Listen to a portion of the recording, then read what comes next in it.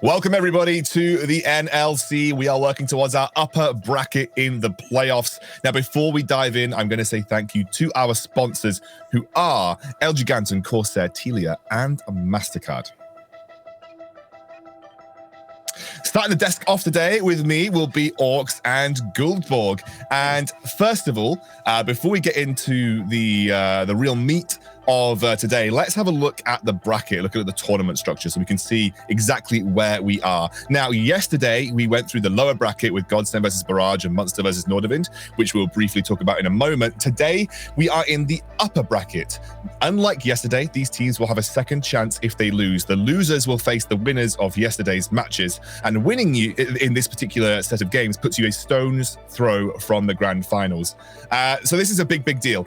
These guys could put themselves in a very comfortable position with a win today, and as we said, you do get a second chance if you lose. You will go on to face either Barrage or Nordavind in a elimination match taking place, I believe, tomorrow. Guys, let's have a look at yesterday. Let's have a look at some brief replays from yesterday, and I'll start with you, Dan, as we can work through that first semi-final that we saw.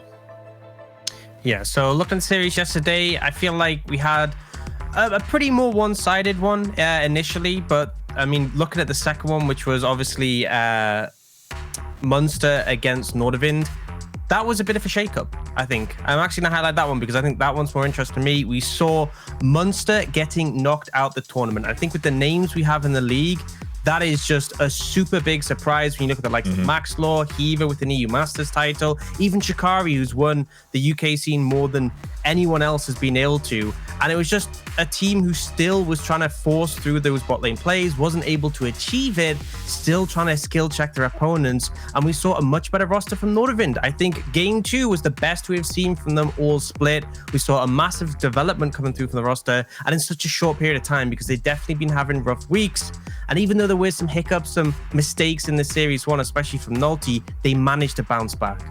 And I completely agree with Dan on this point, but when we're talking about development, I feel like we really have to highlight Barrage win against Godsend yesterday too, because while Nordavind looked like the best we've seen them so far, so did Barrage. Really, everything was just looking perfect from the game execution. Our biggest criticism of them so far had been the mid to late game, but that was just stellar yesterday. They weren't making the same mistake as we usually saw them do, and I think the biggest takeaway from me too was also Yatran stepping it up with a just, meta champion coming in with the Syndra and just dominating throughout both series, just getting his own lead, securing the team and facilitating what they want to do. Barrage really coming in hot and looking like a scary team too.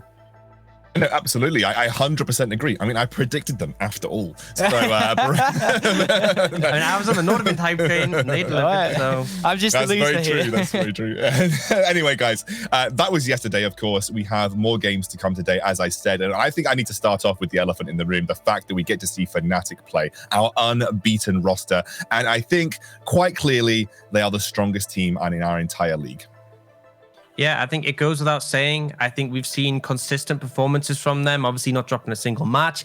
And it's just a very hard team to crack. Dan, super strong in the jungle, hard to force away from having a strong pathing to assist his laners. It's not necessarily the gank-oriented play we see from some other junglers. It's very much, I'm going to build up a CS lead over you, and if you try and punish my laners, I will be there to support them. And on top of that, if you look to punish Dan, very quickly you see the rest of the laners start to flock towards him and offer the defense. We saw that in that series, that game against Tricked most recently, and it just makes it extremely difficult because it kind of limits your options in the early game. And then if you're looking to go into the later stages, Fnatic's team fight is absolutely stellar. They are so good at sticking together the unit. If anyone overextends, they are so quick to capitalize, and the target selection just makes it extremely hard to find a window. So they are definitely the team to beat, and I think it's going to be a big ask for Riddle.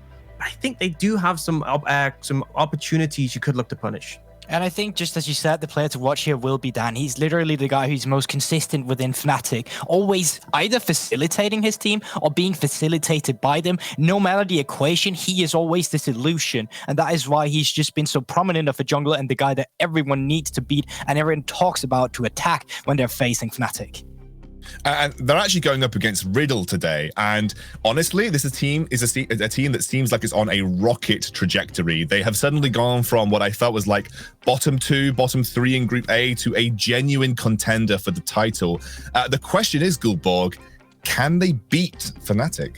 You know, I'm one of the kind of casters that people have described as, you know, kind of biased so far too, right? So, I mean, I'm just gonna give it some analysis instead of you know that bias. You know, Riddle is just that kind of team. When they have a jungler like Maxi, most of the time people would just look at him, but what's really going on is that he is being facilitated by the likes of Senkux and Doxy too. And when you go up against strong laners who's just been reborn throughout the half of the split, you're going to struggle, not only with your solo laners, but by the fact that Maxi is just getting extra facilitated by that pressure he's giving. And that is how I think that they will be attacking, you know, Fnatic, because we're talking about them with how good they are with Dan, but I believe that one of the best things you can do against them is just attack with Fnatic, and I think that they have the potential, without any bias, to actually upset Fnatic today. Okay, so unbiased then, Orcs. If we're going to look at a player from Riddle, who should we keep our eyes peeled on? I mean, I'm looking at Senkux. I think we saw a Fnatic last So split. good. It was the same roster, and they got challenged. We saw them actually struggle to make it to playoffs, and they only were able to actually knock XL off the undefeated run at the end.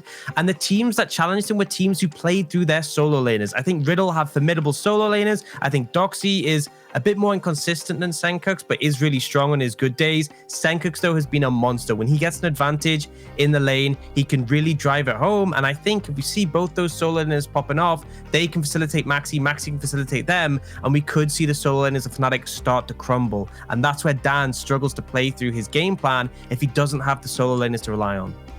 Now we've Also got Denmark, another. by the way. Also Denmark, by the way. or in Goldbug's book, Denmark. Denmark. I can't do it. Right, guys, let's look at the other best of three that we got coming on as well. It's XL. So there are other academy roster, of course, and they're the first seed coming in from Group A. But Dan, how do we feel about them? Because I for some reason I can't quite feel as confident about as XL as I can Fnatic. I mean, they haven't been flawless. I think that's the big thing. And we've seen some potential issues coming out from XL. We've seen issues in the top jungle in particularly. That is my big question mark, because we saw some games where they reverted to a more sort of easy to play style. We have tax on something like the Trundle. You have, you know, Malphite for Sendo, and things do pan out pretty well. You know, they have a very strong bot lane. Hatrix has been really syncing up with the team. And when the top jungle are fine, they can function extremely well. They can rely on their carries effectively in the late game. But the problem is, if a team is able to attack that top jungle, suddenly things start to fall apart. Because, I mean, mostly Taxa, because jungle is just so important, has been that question mark for me. He needs to be on form today. Otherwise, the team could fall apart around him. Yeah, and I think obviously we're keeping our eyes peeled on Deadly specifically. He's always been the carry of XL, but obviously they have competition, Guldborg, and that's the form of Tricked. And I feel it is a team that genuinely can take the fight to this roster. Oh, for sure. The biggest concern with Tricked is that we saw them as a triple threat team coming into the split, and they're actually really good at playing towards that with multiple flex picks in the beginning. We've even seen in the Sia top, we've seen the likes of Pantheon in the early game, how volatile they can be with these kind of picks. But lately they have been lacking in not only just, you know, this individuality, but they have looking lost on the map. The way that they're using each other to team fight is just not right. You see Archer getting picked up in team fights where he looks like the frontliner when he should be the backliner. We've seen Aaron multiple times overextending in a side lane, getting picked off. But that is Tricked at their worst. When you have seen Tricked at their best, they have looked phenomenal. And they have flexibility, not only in terms of champions, but they also have flexibility in terms of what kind of play style they're going for. You want some early game aggression, you got it from them. You want to spike it the mid game on 2 items, they can do that. You want to take it all the way to the late game, no doubt about it. We're the team to do it. So if Tricked are at their best, they have a pretty good chance today. Yeah, absolutely. And I think if we're going to keep our eyes on any member of Tricked, it will be Soft, the jungler. He facilitates a lot of their play, right? He's the early game jungler. He has that in his kit. Guys, I need to bring predictions up now, though, because we have our analysts. They've shown us their cards, and having a look at the table, Trouble going against the grain with the Tricked prediction here in XL versus Tricked. And then Riddle, my boys on the desk, they are looking for the upset versus Fnatic. Yeah, I mean, I think if you look at Peak Tricked, I actually think they can challenge Excel. The problem is the recent form has not been as good. So ultimately, that's why most of the analyst desk is swaying towards Excel. As for the Fnatic one, obviously Fnatic are by all means in form undefeated at this point. But for me, it was just the stylistic matchup. I think the solo lane strength of Riddle and the fact that potentially Maxi is a jungle who can actually challenge Dan means I think if any team is going to beat Fnatic, it's likely to be Tricked. Well, we will have to see. We've got that first semi-final, rather that first upper bracket, the best of 3 coming your way after a short break.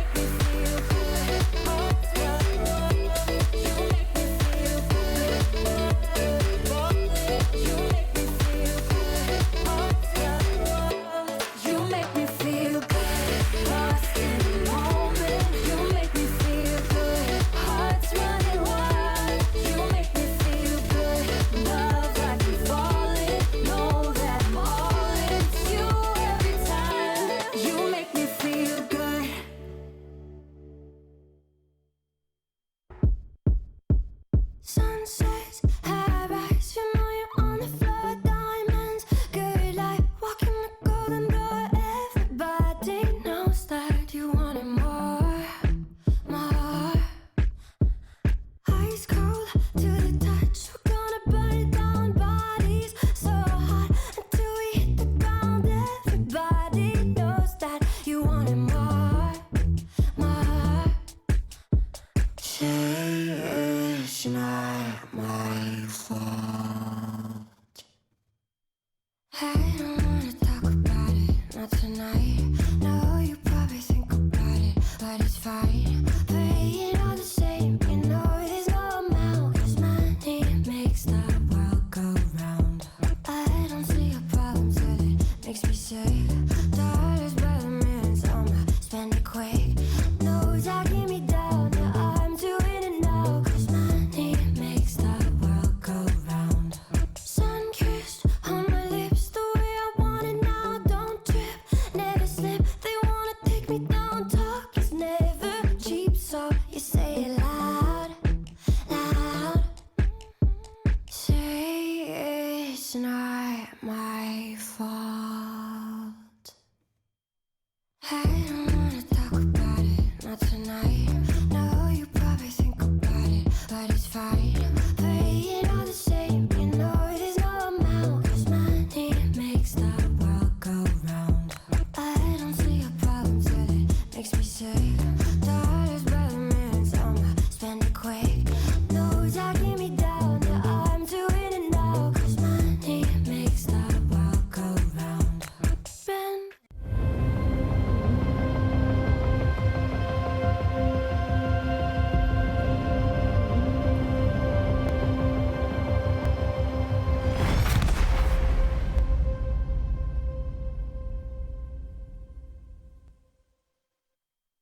That's a massive nature's grasp as Flipper jumps into Monk's waiting hands, gets himself a double kill as Yadrin's going to go down. Monk finds a triple kill, but smashed in Voxley back, and now he's looking to turn it onto Dreedy. Dreedy goes golden, everybody getting healed up with the Lamb's Respite as the shutdown's picked up for Aesthetic. Oh my lord, Flipper's getting absolutely liquefied by Monk. DC'd out, Deadly has to flash away, but the shields and the healing is actually enough. Deadly's able to get himself a kill. Ericsson's going to get taken out as well. Deadly finds a double kill. Down number one. The health minions so low. Fizzle jumps in. They're trying to go for the base race here. Who's going to win? Dreedy goes in as they're trying to get the damage off of the Punchy, but Punchy's still putting so much out. Complete focus gets himself a kill. The shutdown's there. The backdoor for Dreedy.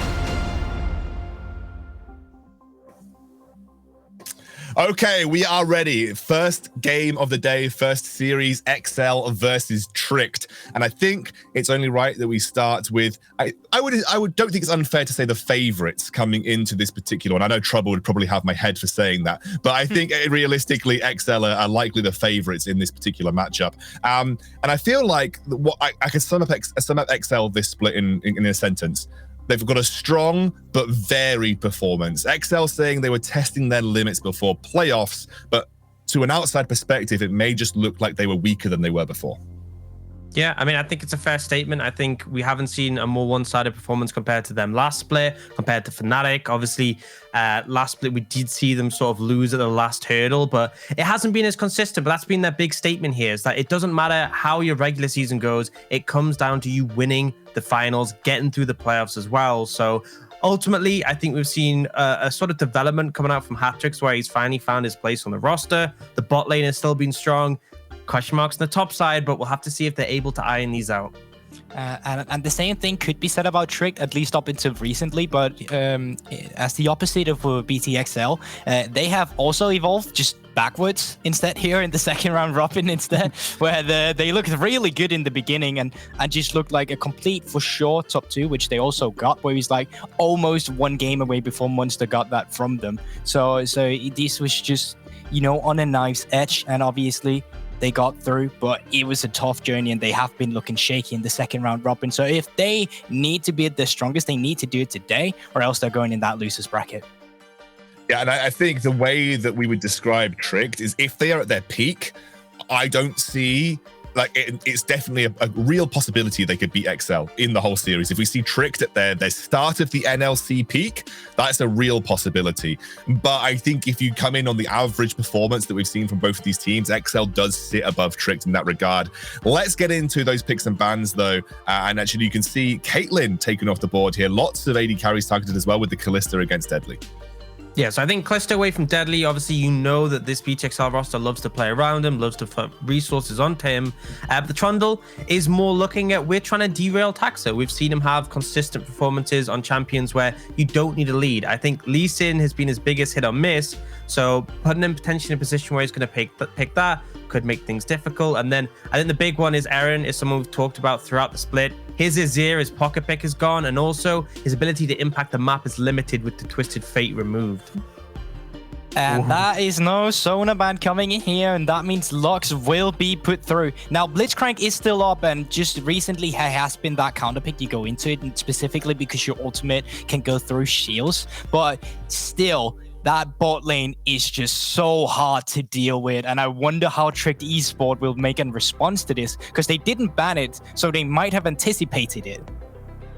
Yeah, I mean, and in all honesty, you don't actually necessarily have to commit to the Sona Lux. I was literally watching the Prime League about 10 minutes before this, and they were playing the Lux just with an Ashe. We've seen Lux Caitlyn as like a premier bot lane as well. Ultimately, the Lux in and of itself is strong, but obviously that Sona Lux gives you so much scaling. And actually, back in the UK scene, when Sona Taric showed up, the first team to capitalize on it was XL. They played it in playoffs against Fnatic. They won the game on that, and then they got banned away and they lost the series. So I know 100% Kissing is the sort of player who will look to play one of these bot lanes and look to find advantages there. But the response here off the Pyke is huge. So you talked about the Volibear counter. Something else that can ignore shields is the Pyke. If you get them low enough, it doesn't matter if they have a million in terms of shields, the Pyke ult will execute if you're at that health threshold, and it also enables those picks, but we do see it come through as a Sona Lux. Yeah, most recent... Oh, sorry. You go ahead. No. Goldbug, anything that you say is going to be significantly more insightful than anything I say. So I was just going to say, most recently, we've seen that it's been paired up with a Hecarim just because of that movement speed, but Volibear also heavily benefits from the movement speed you get from Sona. So this is just like perfect 3 picks you get out from BTXL in the beginning.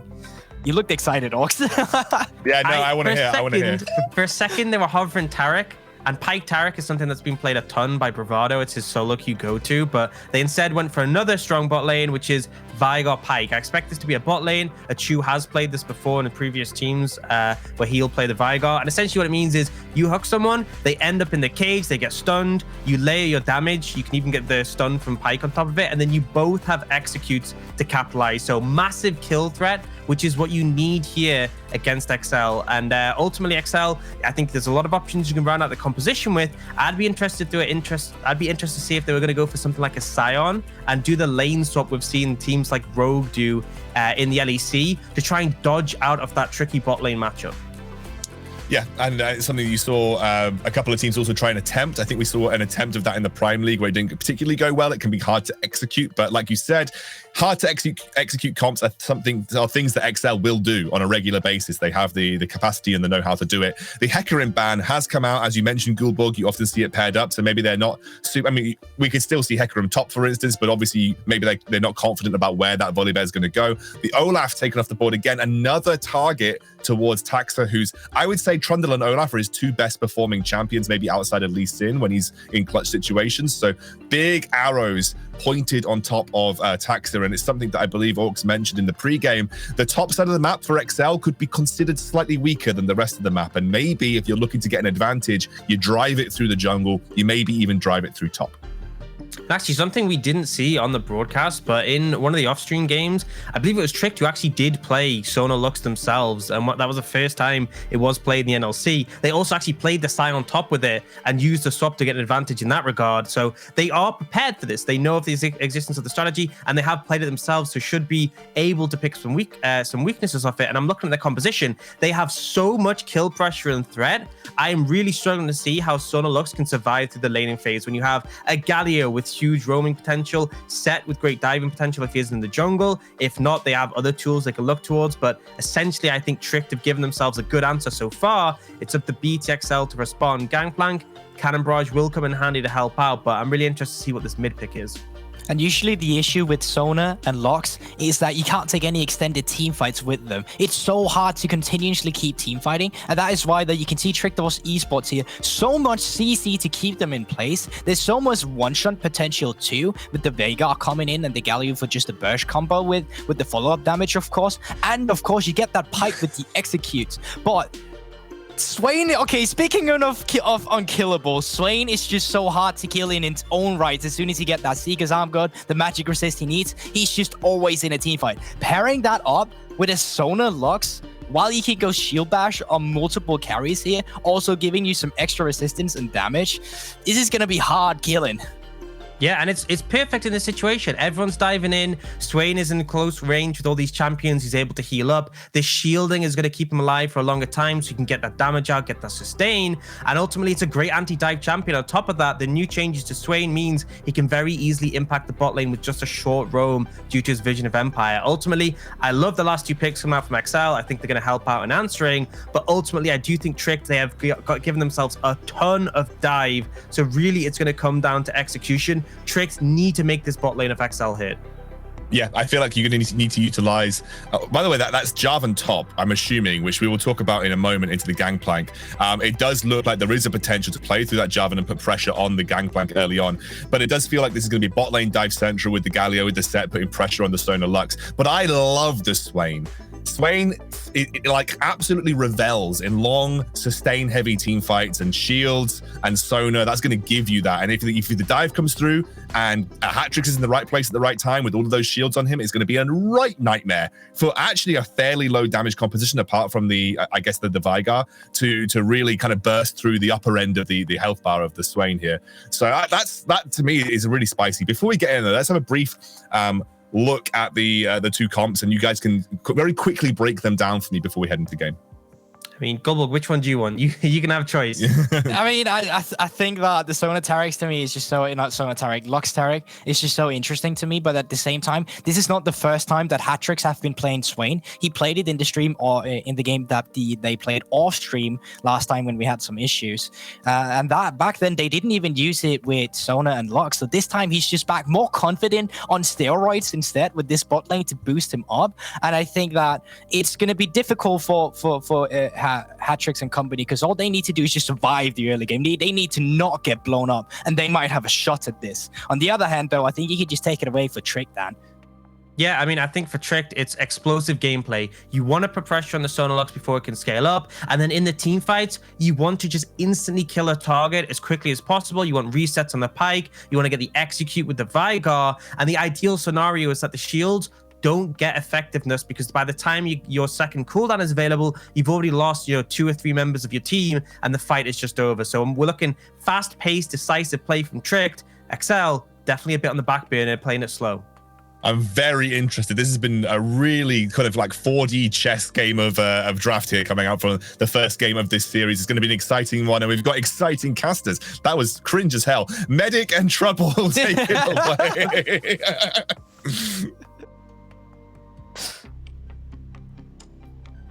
Wow, Medic, you're so exciting right now. You're muted and exciting. Yeah. Well, I'm talking in the in Discord, so you could hear me. You just couldn't hear me on the World Wide Web, which is obviously where we want everyone to hear. Anyway, I out-cringed Scoundrel by forgetting to unmute myself, and we're going to get on into League of Legends. Trouble, very exciting series we have before us here. Of course, it's the winners bracket, upper bracket, technically. BTXL taking on Tricks. The loser of this goes down into our lower bracket, but winning here sets you up really well for the rest of playoffs. Yeah, absolutely. And here we see a very, very telegraphed level 1 BTXL. They always find some way, some brush, somewhere to hide in that level 1 in hopes that they're able to get something very early on in the game. I think by now, Tricked have done their studies and they know that BTXL will pull something off. So they play extremely safe. I wasn't expecting anything else for the level 1, especially when you want to play in general aggressive Medic with this composition they've drafted. you better take it slow at the start. You don't want to be giving away kills that early. Yeah, I think it's an interesting one, right? Because like if you can catch someone out with Sonar Lux early on, you can put so much damage down, but you really don't want to get caught out yourself. Because if you have to burn a flash, it's such an easy gank target. It's so simple for Trick then to try and get these repeat ganks off with the set coming down, with the Galio roaming, with his ultimate. It just you can put yourself in a really bad position. But what we have seen of Sonar Lux is they like to scale. You know, you need to try and focus them down in the early game. Otherwise, they get a little bit out of control. Usually around the 20 to 25 minute mark, when Sona starts to get up towards her Lich Bane, it becomes very difficult to deal with this bot lane. And I feel like BTXL have drafted themselves a double-edged sword. Sorry, Trick have drafted themselves a double-edged sword because, like you mentioned, there's a lot of healing, there's a lot of shielding. They're also running double defensive summoners with the heal and the barrier. It's going to be extremely hard for Trick because they don't pull a gank on them to actually shut them down in lane. But talking about a gank, Here comes soft flash going in from Machu. Counter flash is used by Deadly and Kasing, but the face breaker will still bring Deadly back. And even through the barrier, he can't survive. First blood to Trick. yeah, that was great stuff right there from Soph. He knows exactly what the win conditions are. You mentioned it as well. Shut them down as early in the game as possible. It doesn't get earlier.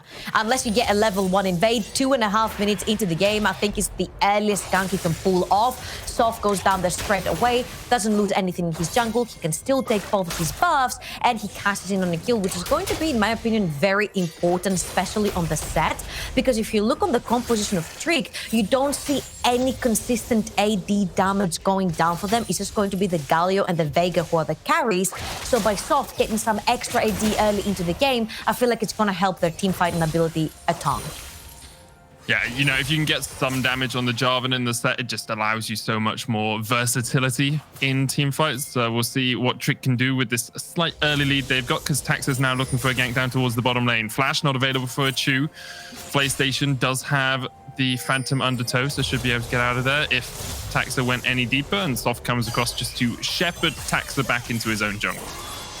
Yeah, that's extremely typical, I guess, from Soft trying to protect his bot lane. They had a whole wave. They want to shove it in. They want to go back, cash in on all this gold that they've been getting, the assists that they cashed in on as well. But jungle 1v1, okay. It's going to be a 2v1 in a moment as Evan comes across. Taxa forced out of his own jungle, and Soft will just be able to steal away these Razor Beaks. Just trying to keep that Volibear a little bit under wraps. They talked about this a bit on the desk, but the power of Sonar Lux isn't only the damage they do themselves, but also how much they can facilitate someone. Like we saw it with a Hecarim, C9 played it with Hecarim, Mad Lions played it with Hecarim. Here it's teamed up with the Volibear, and it's just that ability of the Volibear to be that bigger front line because of how much support he has. Yeah, but Deadly has been caught out here in the bottom lane. He's going to turn back onto PlayStation, trying to use that passive to heal himself back up. Meanwhile, in the mid lane, it's a little bit of a fight as we jump back towards bot. Hook doesn't quite land as here we go onto the lane. Deary me, it's like being on a bouncy castle as the spectator goes everywhere. Hat-Tricks almost gets a kill on Soft. PlayStation kills Kasing in the bottom lane.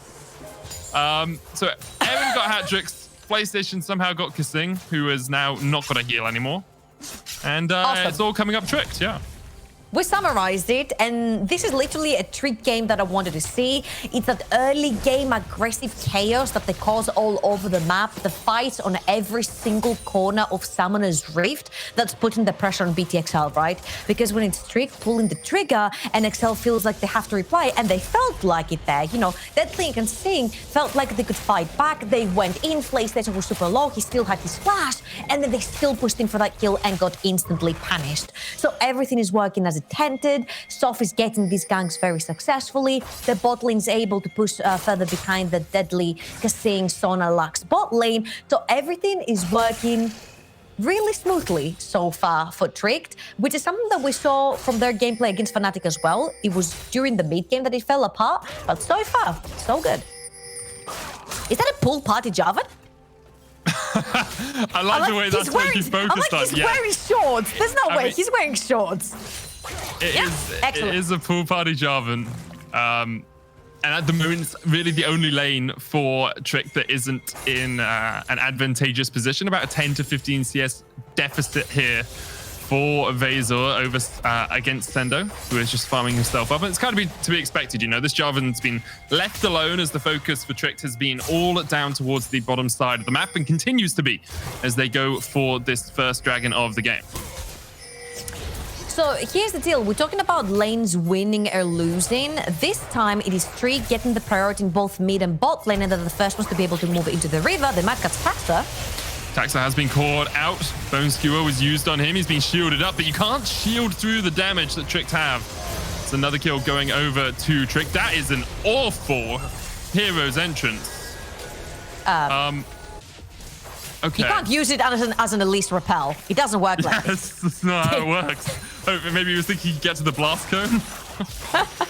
Oh, Visor's going to jump here onto Stendo, who wasn't tanking the tower. Last parlay comes out. Stendo has already popped his ultimate, so this will just be forcing Visor away from the turret. So my initial thought when I saw these two teams clashing and their lanes, I thought, okay, BTXL don't necessarily have a team they can play through. That Volibear doesn't necessarily have a lane that he can gank. But seeing how Sendo is able to bully Razor up the top lane, I'm thinking that this is the lane you need to pressure right now if you're Taxa. You're most likely going to lose the dragon because Soph is already on it. Your lanes are backing and you are resetting. You're on the top of your jungle. So I think if you're going to get a lead out of anywhere, start snowballing your gangplank. He is the only also AD source in your composition, and it will do you wonders having 3 APs and then a gangplank that's extremely fed, because the itemization from Tricked is going to be extremely hard. Yeah, it really is, but we'll see if they're able to get around it, because they do have this early lead, right? They're actually a mile ahead of it. I just looked at the CS in the bottom lane. Yes, Deadly won't be farming as much on this Sonar as you usually would, but what you tend to do is like split the farm between the Sonar and the Lux and get, you know, at least probably about a third to 2/3 of the CS. You can see overall they have 3,800 gold on the bot lane of BTXL compared to 5,300 gold on the side of Trick. So that's about a 1,400 gold advantage for Trick just in that bottom lane right now. Yeah, and they're doing what they're intended to do here. They had to choke out the Sona Lux lane. They can't allow them to scale quickly into the game. And as intended, it's working for them. I just want to see the point where BTXL will want to start fighting, you know, when the I was about to say Mana Moon, but I don't think the Sun is going for Mana Moon, he's going for Seraphs. When the Seraphs are completed, when you've got the Unholy Grail onto the Lux and the shields heal you as well, this is the point where most likely BTXL are going to look to fight, as well as the Sheen on the Sona. Now, what's extremely warning from BTXL is how we mentioned most of their sources of damage are AP. So with 3 tanks, because I'm adding Galio in there as well, the itemization is going to be quite easy. Not for you. You're not going to have an easy itemization. Not I also like, I think Volibear and Gangplank are kind of going to be sustained up enough through these fights that although they don't have the pure AD that a bot laner would have, they kind of can still contribute that physical damage, right? Like, the main damage dealers, as you say, for BTXL are these magic damage dealers, but because you have the Sona Lux to keep Volley and Gangplank alive for so long, they become these almost pure physical ADCs? Damage carries, right? Yeah, they're AD carries, but not in the conventional sense. No, it's because, like you mentioned, they stay alive for too long. I can't speak, apparently, because this game is all about the skirmishes. Just so many fights going on. Hattrick's here. It's caught out just a little bit. Cannon Barrage coming down. There's the crescendo as well as Soft uses the showstopper to get out of the hero's entrance. And the backline, Hattrick's is already dead. The dive onto Taxa, but Erin will fall as well. Soft goes down, and it's a very good trade for BCXL. The flash forward from Kissling looking for the binding, couldn't quite land it.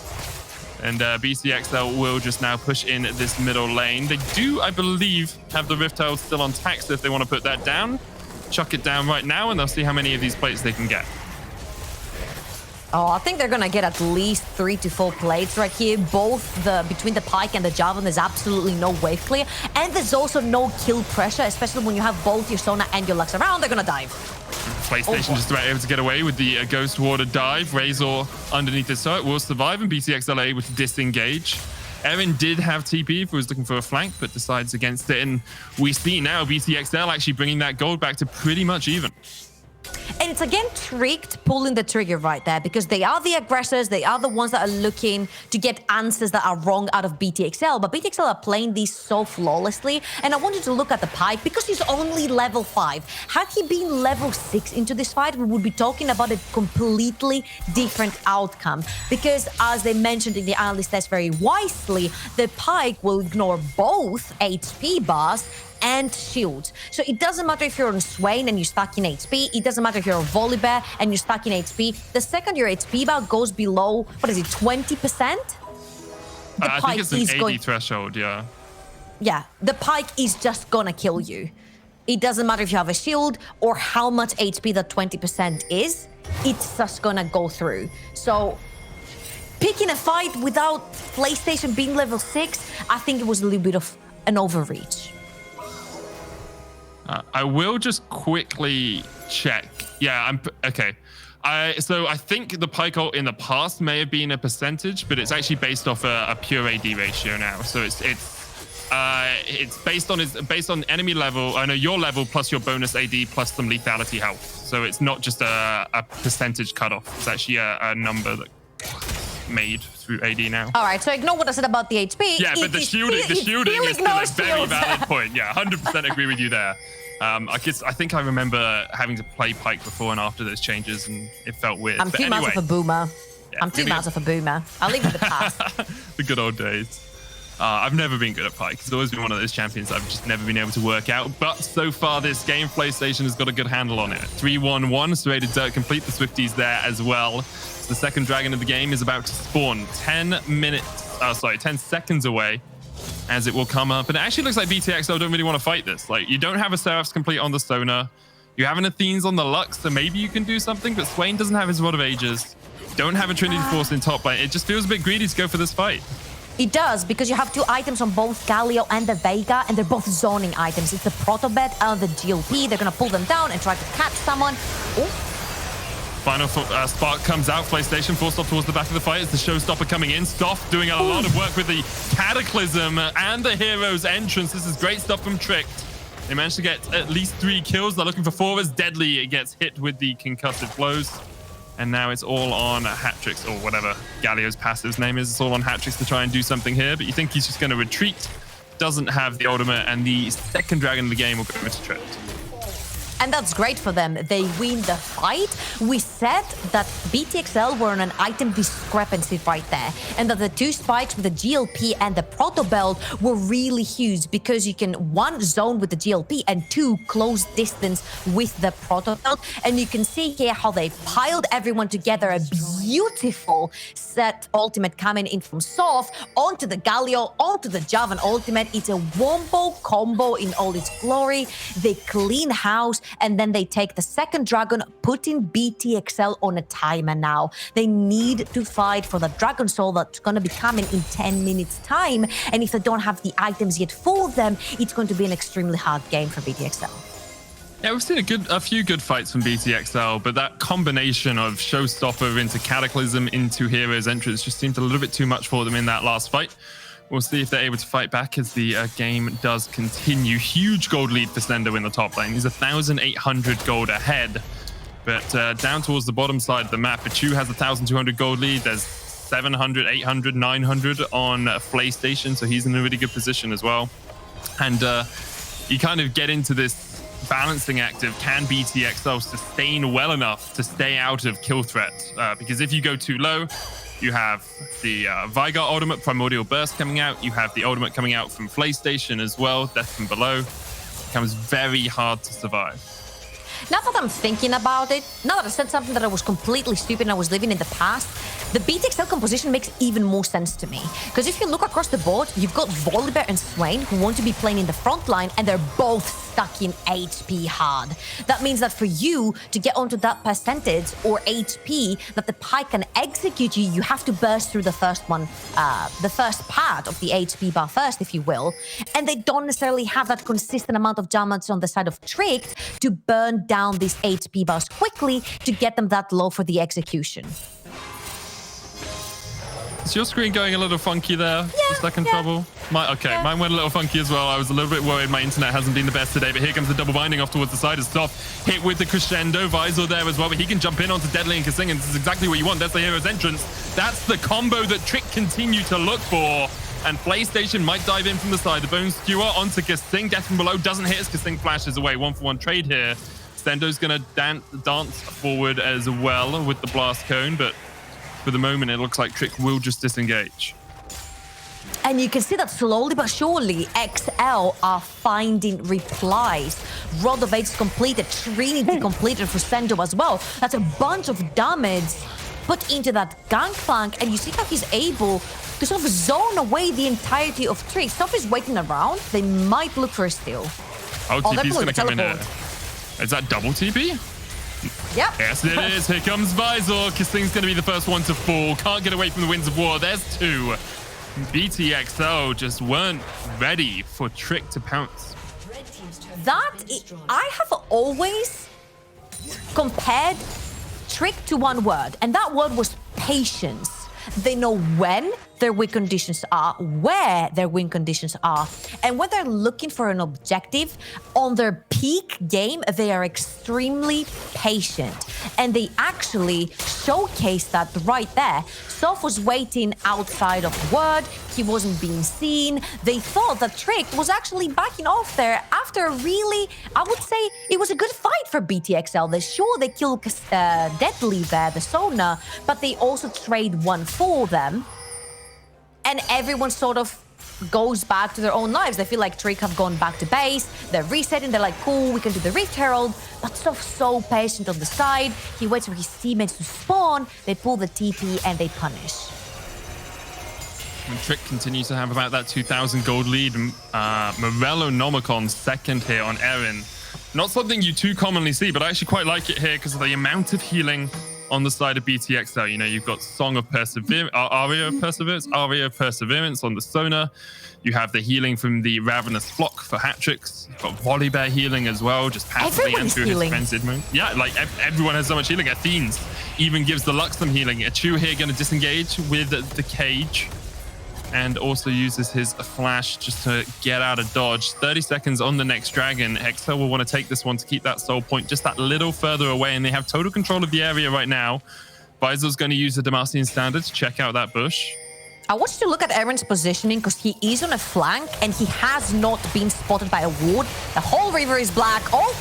Yeah, Taxus is going to dive here onto a Chew, and you can't get in there quickly enough. Hero's entrance doesn't get down in time.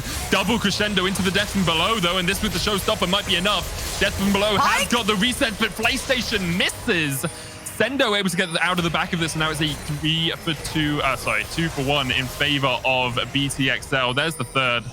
I knew they were going to pick it up, and they'll turn their eyes towards this dragon. This game is all Sendo. We said over and over again how it's easy to beat BTXL through their top lane, and Sendo is shutting mouths right now. From the get-go, he's been bullying Wazer around, and he is the reason that they took the Mountain Drake.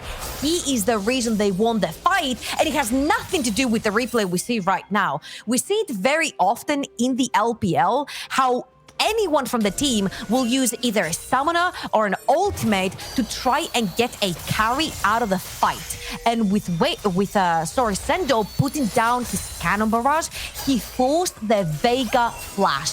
And you see what ended up happening right there. Atu takes a wrong step and gets instantly punished for not having his summoner. Deadly has to flash away from the Primordial Burst in the mid lane. Almost got killed in a single combo from Achu. And I do wonder if I'd like to see a Mikhail's or a QSS just to keep these backlines a little bit safer. But the balance of team fights seems to be, did Deadly and Kasing die to the showstopper Cataclysm Heroes entrance combo? No? Okay, cool. Well, then we're going to see BTXL take the win in the fight. But it's still very much neck and neck. And even though... Do you want a popular opinion, Medic? What's the popular opinion? I feel like even Deadly and Kasing dying Sento, Hatrix, and Taxa have more than enough survivability and damage to take on the rest of Tricks. Because in order for Deadly and Kasing to die, they gotta wombo combo them. Galio comes down, Soft comes down, Wazer comes down, N2's ultimate together with Pyke is being used. So if they burst, the 2 carries down the bot lane, there's nothing left damage-wise and CC-wise to get the other 3 who are healing so much on their own. Yeah, I get that. We'll see. You know, it's been a very obvious strategy from Trick to try and isolate that backline in the last few fights. We'll see if BTXL, even by losing their backliners, can still have strong team fights. At the moment, Baron seems to be the major point of contest for both the teams as they set up vision around it, but my expectation is that we'll be waiting just a little bit longer. We've only got a Zhonya's and a Rod of Ages complete on Hatrix, only the Seraphs on Deadly, so he's not quite near any of his big spikes as of yet. Although as the light binding hits onto PlayStation, he gets dragged back by that Swain passive. We'll just use the Ghost Water dive to get himself away. And this is one of those moments, like, because the mid lane turrets are down, and there's no true split pushers. I guess only like Sendo can safely split push. Eren can't safely do it right now because he doesn't have TP, and so he has to get in range of Hero's entrance. And Visor didn't have his TP, so he couldn't safely split push either. But you tend to see at this sort of point in the game that teams just ARAM for a little bit. Like, they don't really play side lanes as effectively as they could do. They kind of just let it push in, grab the wave, push it back out. I like what Eren has done in getting a wave towards this turret, but it really doesn't mean too much because it's just going to bounce back, and BTXL don't care enough to go and try and catch the wave. So now we'll see if Tricks are able to find a good flank position here. Otherwise, they're going to lose their mid tier 2. I think they're looking for a flank. A Chu is dead, though. Never mind. It's going to be a 4v5. As the turret doesn't quite fall, Visor going in with the Cataclysm. Here's a Hero's entrance. Tax is going to flash out. Deadly pops the stopwatch to keep himself alive, and Hatrix going to use this stopwatch alongside that ultimate to heal himself up. Pop sets, and Eren almost goes down, but the turret will fall. The light binding hits on Visor. He's going to EQ out. The turret goes down. BTXL. Sendo just running face first into the turret. He wants a little bit more. It's impossible. The later this game goes, you will not be able to touch BTXL. Remember, they don't just rely on Deadly and Kasing for the heals and the shields. They have some of their own, and your carry is dead. Achu has been consistently getting caught over and over again. I can't even blame you here, Medic, because look where he's standing. He's standing in between tier 2 and Inhibitor turret with all his team around ready to flank. He needs to be in range to contribute to the damage, but BTXL are so quick on pulling the trigger that it just works for them. And by the time you see Taxer on 1 HP, then Deadly pops the heals, then Kasink pops the shields, it's just a walk in the park from here on out from BTXL. It's going to get extremely green unless Greek are able to get a pick. Yeah, 2 TPs being used here. Sendo's looking for some sort of weird gangplank flank. I haven't seen this one before.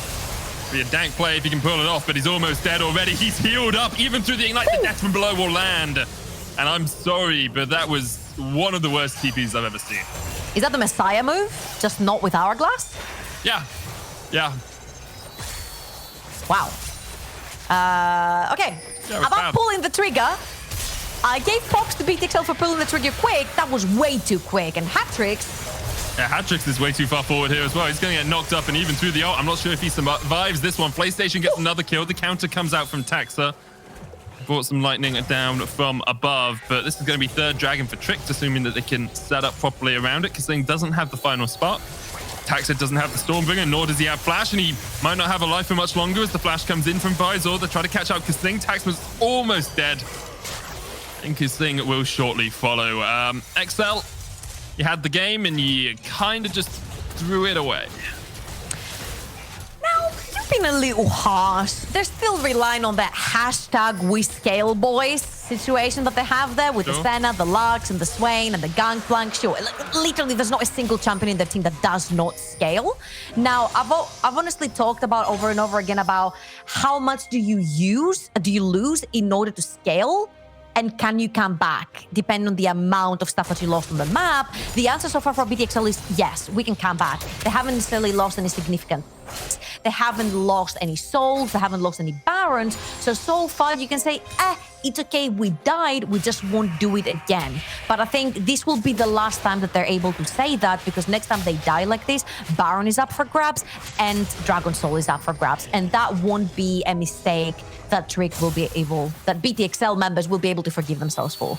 Yeah, I just think it was like, they had a really good fight. They played it really well. And then they try and TP behind with Gangplank. It's like, did you need to do that? They were feeling it. Yeah, you can feel yourself, but often that leads to heartache in the end. And that seems to be what happened for BTXL early on. We'll see if they can fight back in this game. As you say, it is only a 2,000 gold lead. They do still have They can catch Sendo. a pretty good position. They might catch Sendo. Our screen goes gray, as his screen may go gray in a second. Caught out in the bottom lane. Death from below doesn't quite connect. Sendo healing up still. And meanwhile, in the mid lane, a Chu might be caught out here. Gonna get locked up in the taunt. Primordial Burst coming out as well with deadly flashes forward and hits him with the Q. Hymn of Valor, that's what it's called. Hat-Trick's jumping in here as well. Because things got caught out with the Cataclysm. Hat-Trick's going to do a lot of damage when he pops this ultimate, because Thing might already be dead, and Hat-Trick's pulled back with the showstopper.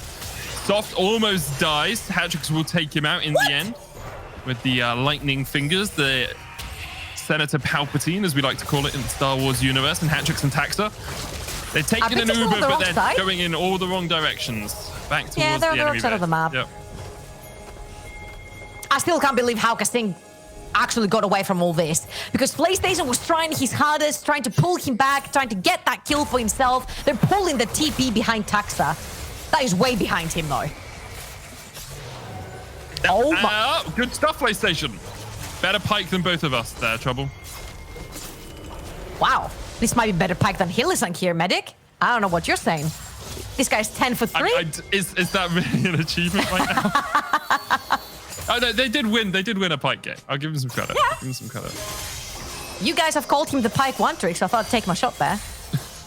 Yeah, you can be a one trick and not be great at a champion, but Exactly. Well, I'm a one trick at Arena. It doesn't mean I'm good at it. Jumping back into the games, 22 kills to 14 in favor of Trick. They have a 3,000 gold lead, and they've started up the Baron.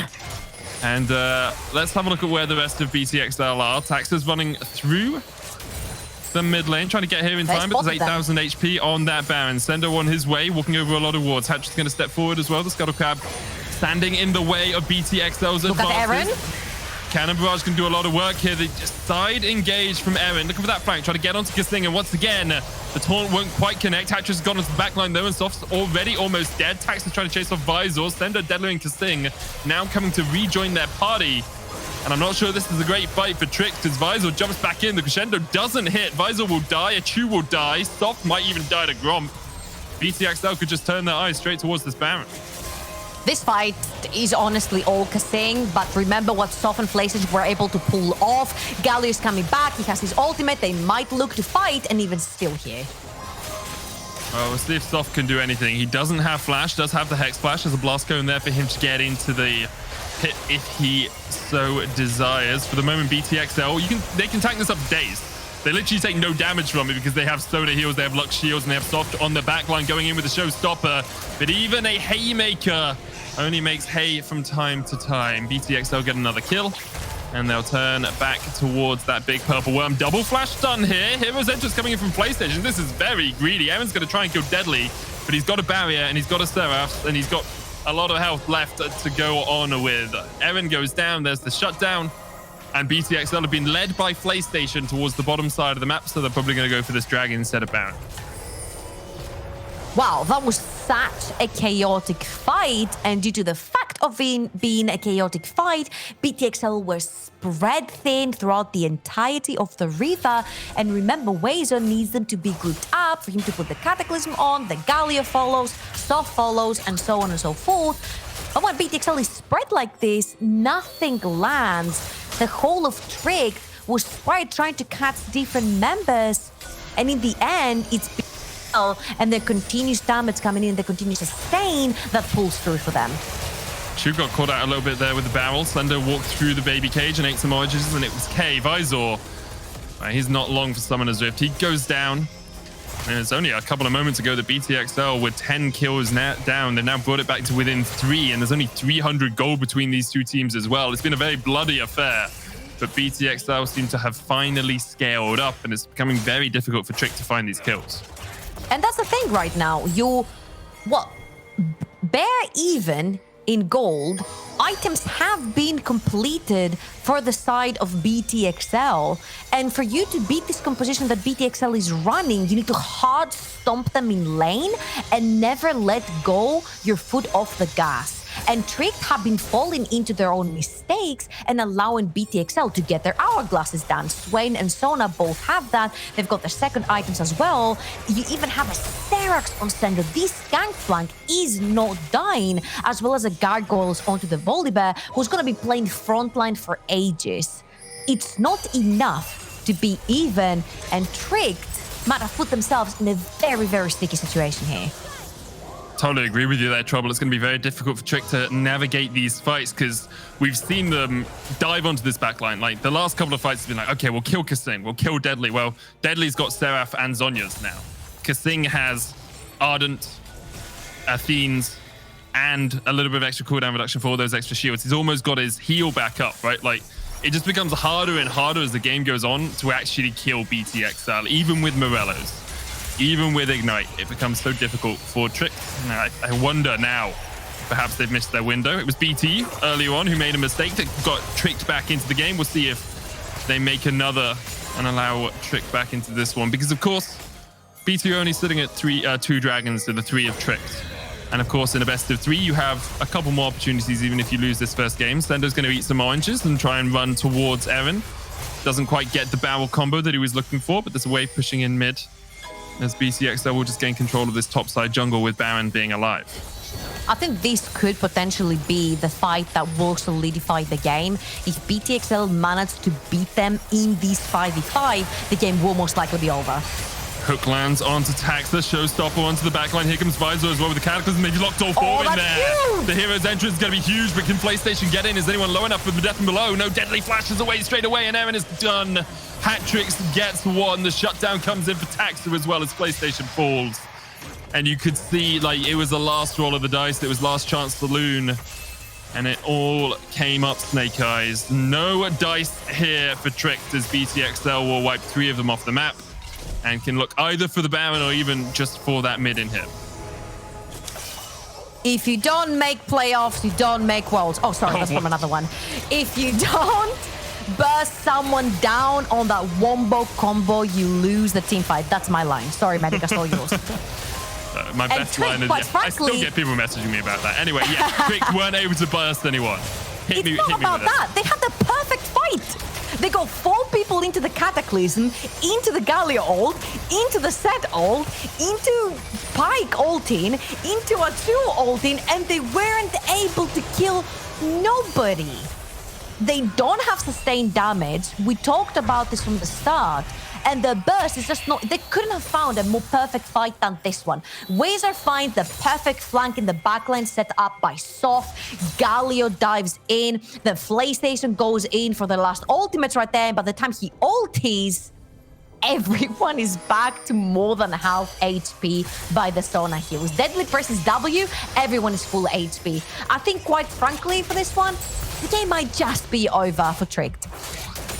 Definitely seems like it, and you wonder if they'll change things up in draft for game 2. They banned away the Draven, the Kalista, the Trundle. Maybe Sona needs to add herself to that list, because otherwise BTXL look to continue the form that they had in their group, continue their winning ways, and make it through to the next round of playoffs. With Baron buff on them, with top tier 1 still not taken, Sendo's going to start chipping away at that. The rest of BTXL much further advanced on the map. Their battle lines are drawn at the inhibitor tower. And perhaps there's a small opportunity. Yeah, as you say, Basil coming in from the bottom side. Eren's off towards the top. The Winds of War will make BT aware. Here's the showstopper. Cataclysm coming down, but Deadly's not caught in that. Hatrix is, Kasing is, but already Visor is dead. You can see those HP bars just melting away. And the healing from BTXL is just too darn much. PlayStation misses the Bone Skewer. The inhibitor tower is already down. And with only a Chew Soft and PlayStation left alive, you have to think this one's pretty donezo. Ooh, that was so strong by BTXL right there. You saw Tricked were hitting on them, but it was like hitting them with toothpicks. They're not feeling any pain. They're not feeling any damage. They're just coming in to take the win, Medic. You ever been stabbed by a toothpick? That stuff hurts. That stuff is painful, trouble. Yeah, okay, but you know what? You don't die from it, Medic. That is true. That is true. That is the moral of the story. BTXL got some mighty toothpicks and stuck him into Tricked as they take game 1 of this series. That was great stuff. In all honesty, I'm not that mad from Tricked and what they tried to pull out, but BTXL went in with a very clear plan. Now, we have seen BTXL, fumble a little bit in the early game, but #we scale, boys. That was at the back of their heads. And again, when they were losing fights, we kept on talking about it. We're like, it's okay. It's not like they're losing by a big margin. They're just losing a couple of people. They're gonna scale further into the game. And that gold lead, it just never extended enough to the point where we're like, oh wow, these guys are snowballing. No, they were 1 or 2K behind the entirety of the time. And Trick actually had no way of winning this game. Because at the end, you saw they threw everything they had at BTXL. It all landed so beautifully, and it's like the damage never went through. Yeah, it feels like it's just a timing window thing, right? Like there were moments where Tricked were big enough, where Tricked was strong enough to win fights on even gold. As the game went on, we just saw scaling coming in for BTXL. Usually we'd hand over to a break right now, but I haven't got the signal from Max to do that yet. So I'm going to wait for him to actually message us anything in chat. And then when he does, that's when I'll hand over. That's when we'll pass over. For now, though, anything you want to see Trick change for game 2? Yeah, obviously the decision making in the mid game, that's the only thing that's haunted them over and over again. I like how they're playing aggressive, but if you're over aggressing every single time, at some point it's going to backfire on you, and especially versus a team that just wants to grip from your mistakes and take back the wheel, they'll do it any day. And you're playing against BTXL. It's one of the 2 favorites in the tournament. You got to get your game together and go into game 2, minimizing the mid-game mistakes. I'm looking forward to seeing it. It's going to be a great game 2 and maybe game 3 of the series. We'll be right back after this short break.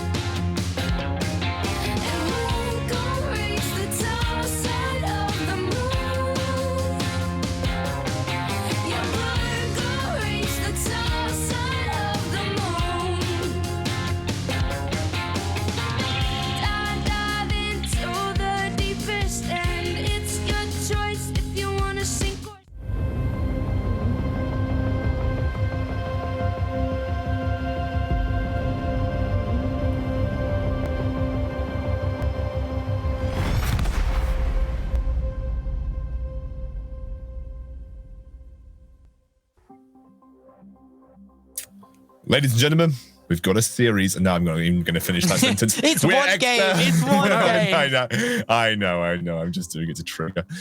Yes. Okay. So this was a really interesting game to dive into, and I think we didn't get as much time as I think anybody would have liked to talk about those drafts. But I think the game illustrated perfectly some of the strengths and weaknesses of both of those drafts. And I think I want to start over with you, Orcs, because I know you've got a lot to say about it. But it was definitely. I think actually almost a beautiful game of League of Legends, just for pure illustration on how comps are supposed to work. Yeah, I mean, I think Trick had a comp that interacted well with XLs in terms of it's trying to provide that dive, that burst threat, that wombo combo, and instantly remove any chance of the value from the shields coming in of an elongated fight. The problem is the execution windows were very small. You needed not just to kill one person, but multiple people in that combo, and ideally reset of the pike ult. So they needed momentum, they needed pace, and they didn't quite get it. And you could see in those later team fights, eventually the scaling kicked in. XL were actually, there was one where they got caught out 3 members in a Cataclysm with a Galio ult, but at that point in the game, it just didn't matter. The scaling had kicked in, the shielding was too big, and I think you could definitely see how Tricked could have won that game, but they weren't able to execute consistently enough. And XL, they played into that composition really effectively.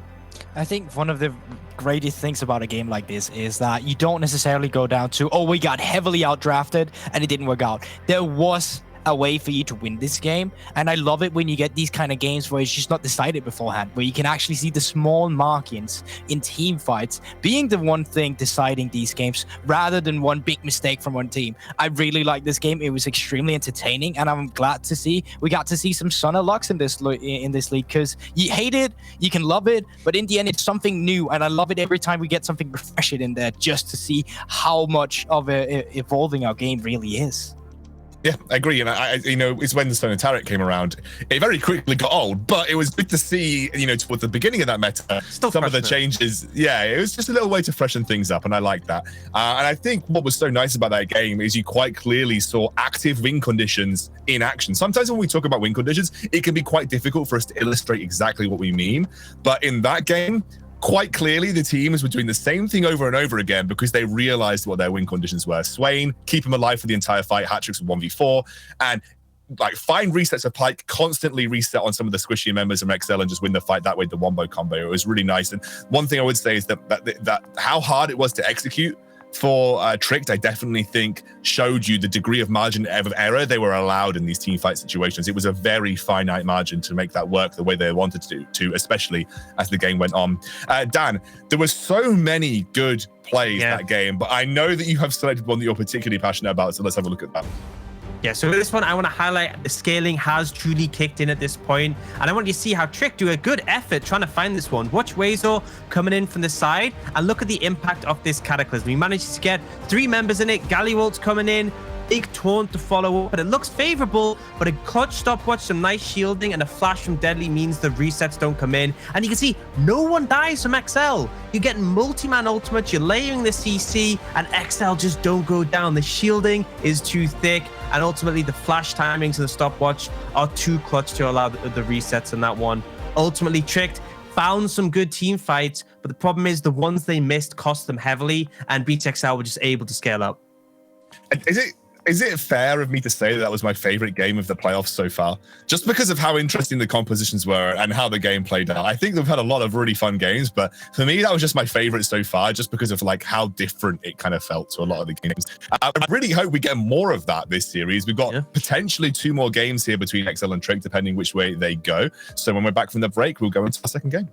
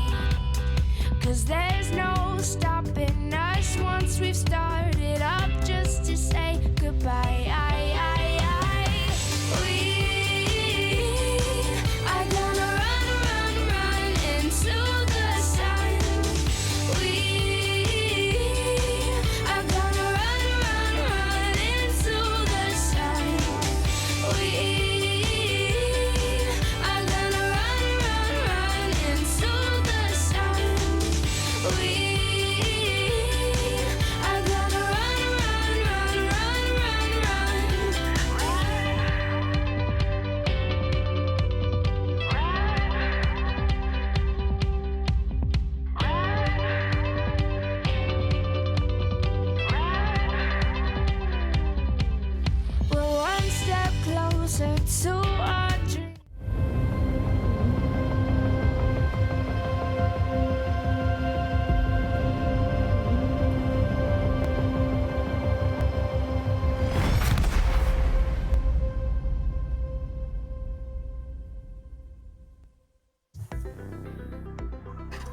Second game already into draft here. XL will remain on blue side, Tricked will remain on red, and very similar ban patterns coming out for the XL squad this time round. Why change if it ain't broke? Oh wait, yeah.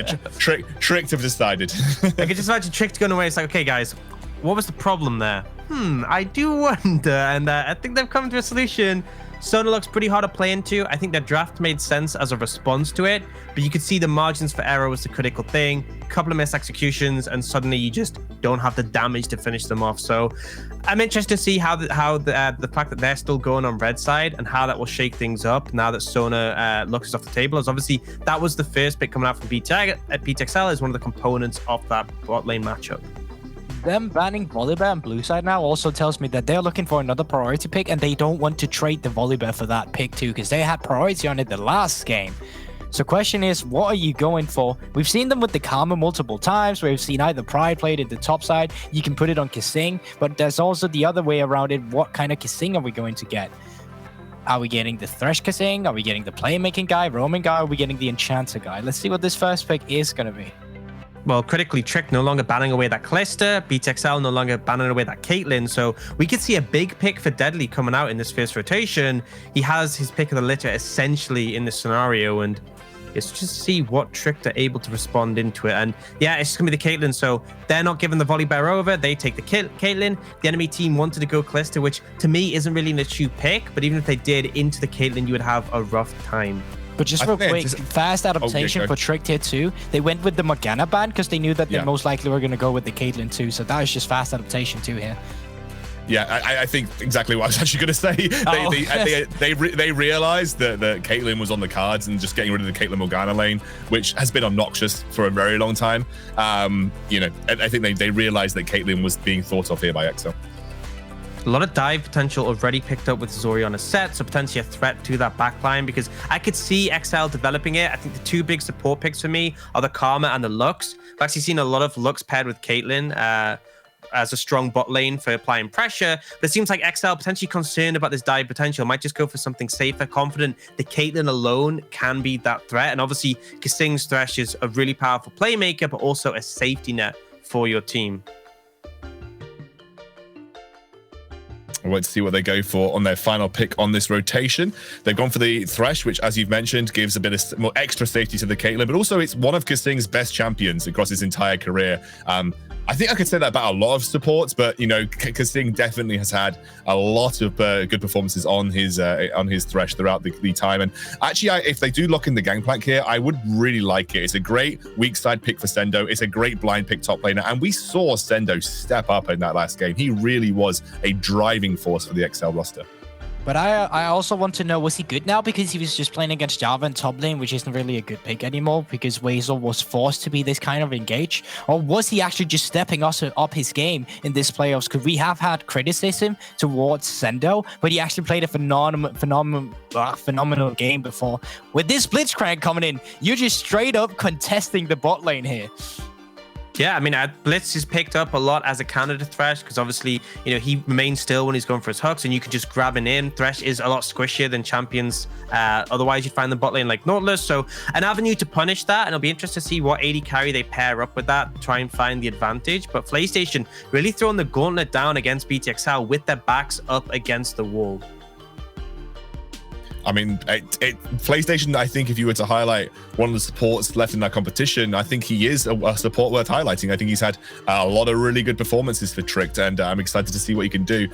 XL are starting to sort of eliminate some of the more scary AD carries that could pair up with a Blitzcrank, the Calista being that first one. Like you said, something that XL were potentially concerned about throughout this draft. They're going to get rid of that straight up. Actually, Taxa being targeted as well. He's lost Volibear, he's lost Trundle, they're taking his Sejuani. So they are starting to actually limit Taxa.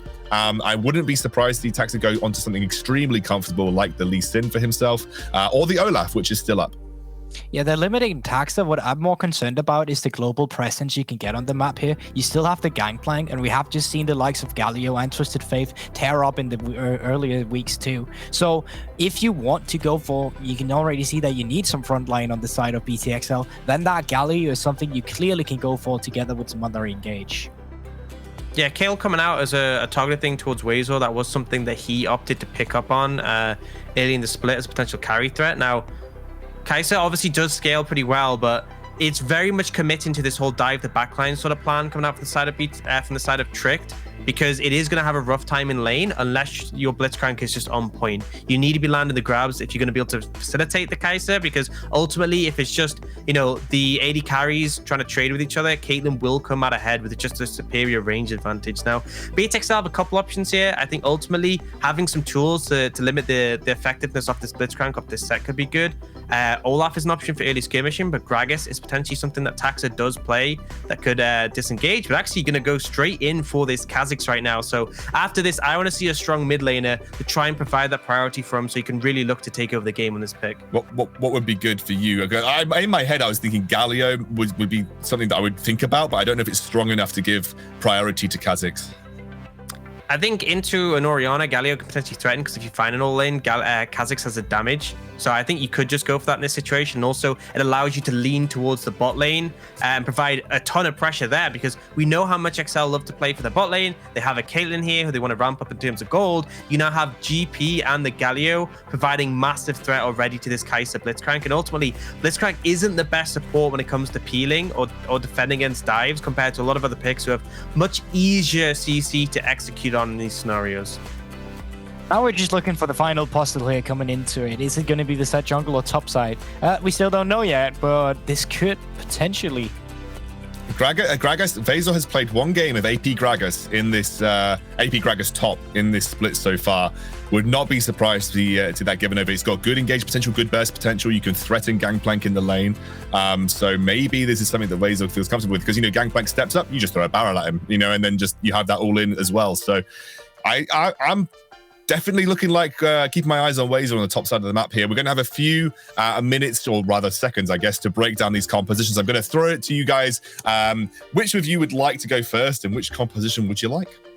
Dan, I got first last time. You can go fast now. Okay. I mean, I'd love to talk about XL. I think they have multiple threats in the composition. They have great scaling options, but their early is by no means weak. They have a winning bot lane. They have a mid who's going to be able to contest priority and be able to roam down with the ultimate. And they have a top laner who has Cannon Barrage, which is a massive tool to play for Deadly. Ultimately, they're going to be able to facilitate bot side, but they also have other carries to step up in the late game. I really favor XL in this one. I do too, especially because I think it's way harder to execute the composition coming through from Tricked here. You're relying heavily on the backline damage or the Blitzcrank hook to actually get a valuable member. And we've already seen how hard it is to pull out these kind of pick compositions instead. So it's way harder to play Tricks, but you do have win conditions in this backline damage, especially with Archu and Kai'Sa. Well, I am very excited. I've really loved both of the drafts that we've had from our first few games so far from this series. It's been very entertaining. I'm going to hand it over to our casters to take us through our second game. Thank you very much, Scoundrel. I'm still Medic, still joined by Trouble, and we're ready for the second game of this best of three. Now, something we didn't talk about a huge amount in the first game about. Those were words. I got them out in the end, I promise you. The winner, of course, goes through to the continues in the upper bracket, but the loser of this series plays against Barrage tomorrow. Tomorrow, right? Yeah. I'm talking in this direction. Even though you're not sitting next to me, I'm going to pretend, Trouble, that you are. Wait, where are you? Here. I'm just going to pretend I'm looking at you too. The only problem is if I put my hand like this, you kind of need to put your hand round so it looks like my hand continues. Yeah, see, oh, there we go. Genius. Excellent. Anyway, let's get on to Summoner's Rift. That's enough of that. The loser of this plays up against Barrage. It's going down. Get us in. Thank goodness. Look, I'll be honest.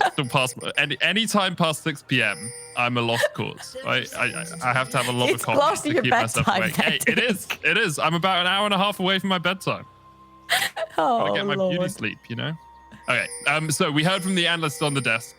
They talked about how they liked XL's composition. You've got this nice bit of bridging with the Kha'Zix doing some strong early game, the roam potential out from the Galio, but then really good scaling as well. Is there anything you think the analysts overlooked, or anything you'd like to add to what the guys on the desk said? I'm just basically seeing both teams dive in here.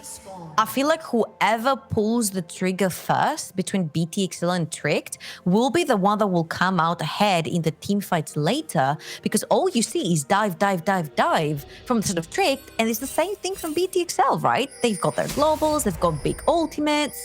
Tricked don't care about that, because you don't care about a cannon barrage when you dive in the back line, because that will be on the front line. So I think it's going to be a chaos again. I can't wait. We had our first skill in the previous game, 2.5 minutes in? I'm waiting. Right. I'm waiting for the. Let's just both wait. We'll just wait in silence. Okay. Really? Wow, you lasted all of 3 seconds there, Trouble. Listen, I'm Greek. You know how much we talk? That is true. It's impossible for me to stay silent.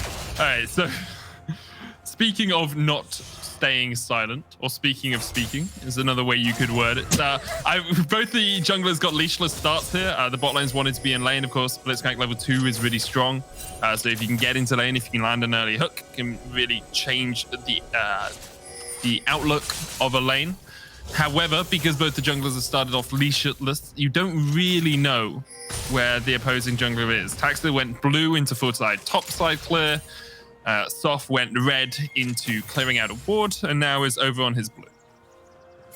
And what I really liked is that both Soph and PlayStation, they took the sweepers to try and completely clear the river off of any words that BTXL have laid down, so that Soph could potentially threaten again with yet another gank. So they need to play extremely careful, because even though they have that ward in their tri-bush, Trick right now have a Blitzcrank on them. So if you pull someone back, even seeing at this point, you can actually kill them. I do like the little bit of synergy there between Kisling and Deadly. The Lantern straight into clicking it. There's always a risk with a Lantern when you're playing against a Blitzcrank, because Soph looks for a gank in the mid lane. Oh, Justice Punch was stopped there.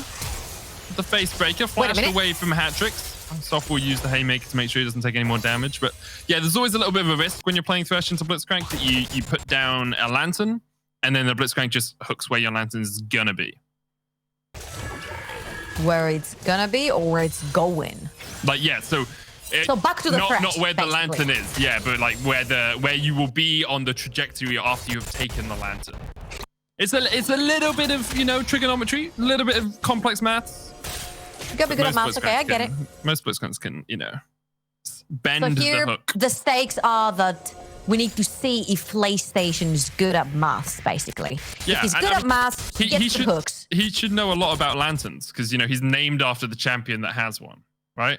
Very true. If you're a Thresh 1 trick, or really good at Thresh, you should know how to play versus him as well. That's true. I do, of course, apologize for any grey screens that might be going out to Twitch. I am sure our production team is well aware and is working on it as quickly as they can. Oh, Soph is heading towards the top side. I can't see what's happening, but I'm expecting to see a gang. I love this. This is the new League of Legends game mode. Negative gaming, which is what Sendo is doing. He does still have the flash. Facebook is going to pull him back. And then when we get to the next frame, we see that Sendo was able to survive. So I like what Soph is doing right here. He's literally going from lane to lane to lane, trying to pull summoners. He took both from Hatrix, and he tried to pull the same thing from Sendo. But because he forced him back, that means that he has priority to go for the Scuttle Trap, because both him and Eren have priority to this river. Okay. Oh, here we go. Okay, Hatrix not quite able to land the taunt. We can hear them fighting. Soph looks like he's low. Not first blood yet. Flash hook. Someone's dead. Who was it? Hatrix. Hatrix was the first to fall. No, I think Hatrix was the first one to take the kill. Oh, yeah, no, yeah. He killed Soph first, and then Hatrix died. I'll be honest. Interpreting still frames of League of Legends isn't my forte. I'm much better when it's a continuous moving picture. I mean, we tried to figure it out from the sounds as well, right? Yeah, it's true. We apologize. This is extremely tough for us as well, because we can't necessarily see what's happening. Oh, game's been paused. And I think it's back to us. Hello. Hello, welcome back. Not 100% sure why we're doing a tech pause. Okay. doing a technical pause and we'll get it sorted as quickly as possible. Apologies for that, of course. We saw a little bit of trading in the mid lane. Saw Soft going down, saw Hadrix going down. At the moment, there's a slight lead for BTXL, I believe, across the board. But nice to see the roams coming out from a Blitzcrank, right? Because that's what it's about a 300 gold lead for BTXL. But seeing a roams from Blitzcranks early on is kind of what you want from this champion. And I like that they're roaming around the map. Soph is going from bot lane to top lane. He's trying to take the summoners. Next time you don't have the summoner, PlayStation dives in, pulls his own flash, and grips someone back. What we haven't necessarily talked about is the impact of the Blitzcrank here. Because in my opinion, every single person and champion he will grip from BTXL, is it not Galio, it's a successful hook. Yeah. And if Galio wants to play in front of his team to sort of try and dissuade the fact that someone else might get hooked, then he's very susceptible to getting poked down. There's the Orianna, there's the Kai'Sa, there's the Gragas. You step a little bit forward with the Galio, and then you get punished, not hooked. So it's going to be a little bit tricky in general in the team fights for BTXL because they don't necessarily have the heavy engage that Tricked has. We're going to jump back on into the game. Hopefully we got those few tech issues sorted, and we apologize, of course, for any of viewing displeasure you may have had. Oh yeah, I apologize for the shoutcasting as well. I do that every week. Trust me, my Twitter DMs are full of me just saying, look guys, I'm really sorry. Anyway, Dragon gonna get secured here for sound casting, Medic. Oh, okay. I thought you were just apologizing for my forecast. Usually it's for Skewer. It's always a pleasure, Medic. It's always a pleasure. Ocean Dragon taken here for Tricked. They are behind in terms of gold, 800, 900 gold behind, but getting that early objective is always good for them. You're looking for these 1 to 2 item power points because Caitlyn, even with this Stormrazor into IE build that we're seeing go around a little bit, still falls into, or is it Stormrazor into Essence Reaper into IE? I think it's Storm into Essence Reaper into IE. Still has a bit of a power trough in the mid game. And so what you can do is fight when you are really strong on 2 items, but the Caitlyn is that little bit weaker on 2. And if you keep getting these dragons, you actually put yourself on a clock to fight around the 20-minute mark when you're going to have those 2 items complete. I think there's 2 builds now that we're talking about the Caitlyn. There's the typical Infinity Edge into a Zill item, and then you have the Infinity Stormrazor Zill item, which is more of a poke build. I would potentially see Deadly here going for the traditional build because he doesn't necessarily need to poke people early on. He has the Kha'Zix, he has the Gangplank in front of him to do the poking for him. What he needs to do is the big sustained damages on the backline. So he could potentially go for that as well. I mean, he has the BF, we can't necessarily tell yet. But to me, Deadly is someone who's like, listen, I don't want to play poke stuff. I don't want to play anything. I just want to be traditional hyper carry in the late game. He's also, I think, the only AD that we've seen in the league that's pulled out the on-hit virus, obviously after the nerfs, to the poke virus. So I wouldn't put it past him here. Yeah. I have just quickly looked it up. I don't know why I said Essence Reaver. I meant Stormrazor Rapid Fire Cannon, which tends to be the prevailing build, as you were saying. We'll see where he decides to go, but that is kind of the expectation overall. Visor on this AP Gragas top is having an okay laning phase. Hasn't fallen behind Sendo like we saw him do in the last game. Of course, Sendo's Gangplank did have quite an impact in game 1. And BTXL, they're still in a really good position, right? They scale pretty well. And I'm not saying that Tricked are in a bad position, but we kind of saw this from BTXL in game 1 as well. So if they can continue playing this out, they are well on the way to facing either Fnatic Rising or Riddle in the upper bracket semi-final. And so here's the thing so far, Medic.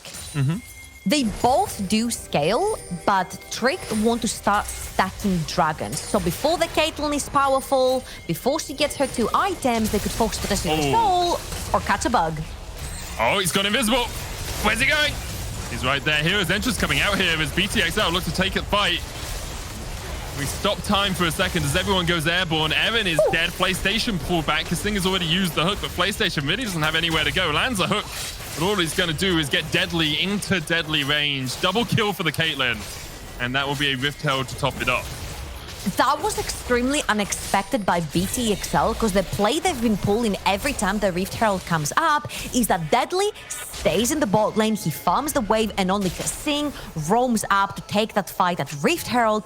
This time they brought in a surprise, they brought Deadly, he gets 2 kills from that, and he's on the way to his Infinity Edge. This is going to be an extremely strong Caitlyn. They gotta be extremely aware of that next time they pull the trigger for Tricked, and they shouldn't be pulling fights where their numbers down. These were the mistakes we're talking about in game 1. We've seen them being repeated here, and BTXL would be more than happy to capitalize on.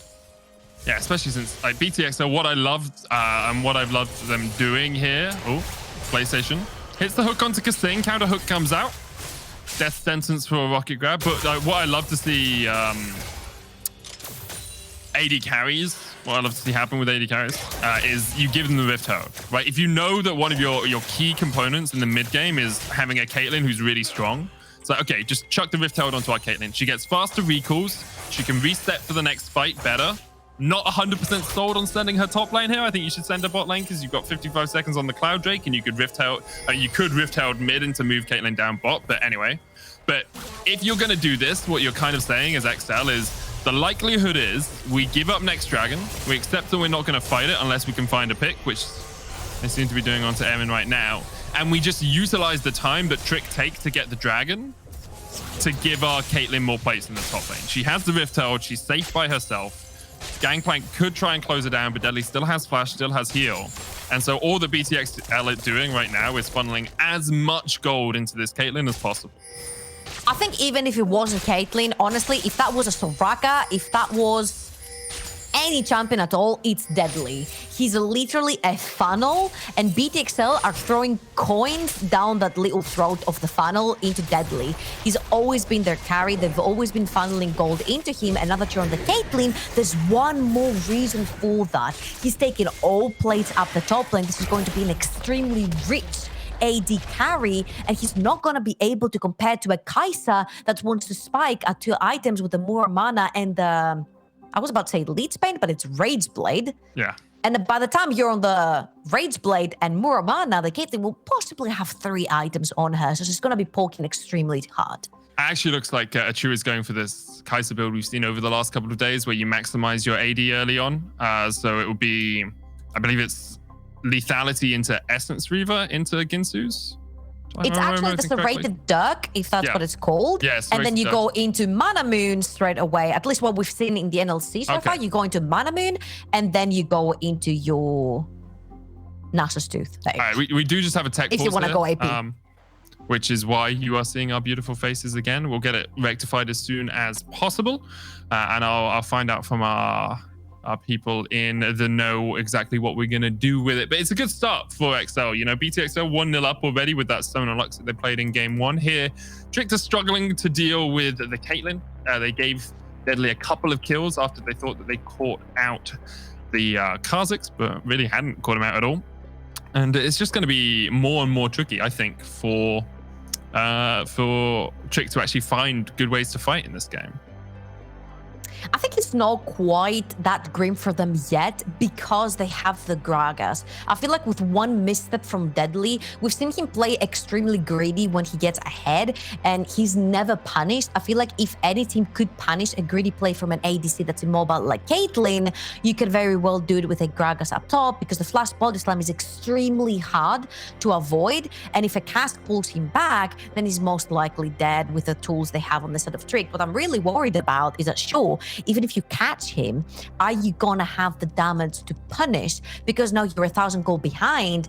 The 1,000 gold is all on that Caitlyn. That means the rest of your team is dead even in gold with the rest of the team from Tricked. So does Caitlyn get caught out? It's pretty much an even matchup from there on.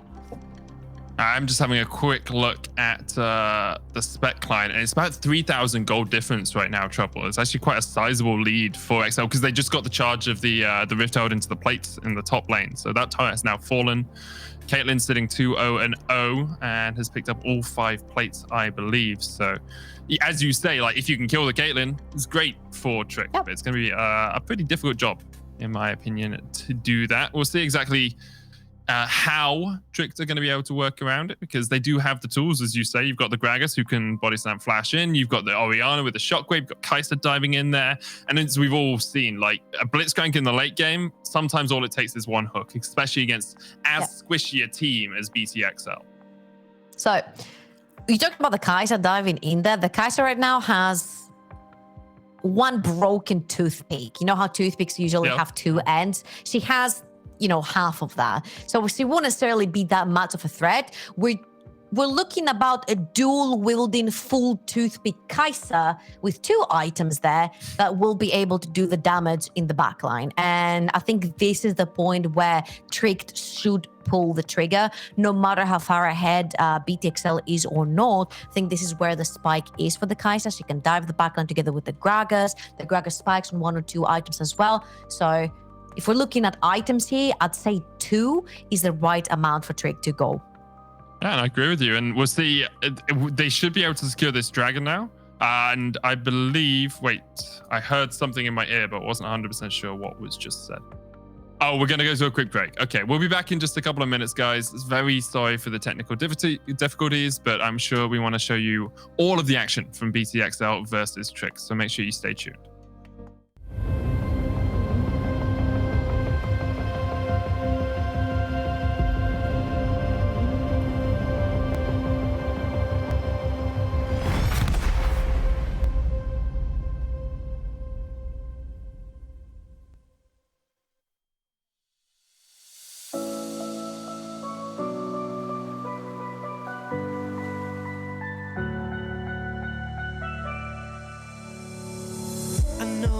Time to make a start.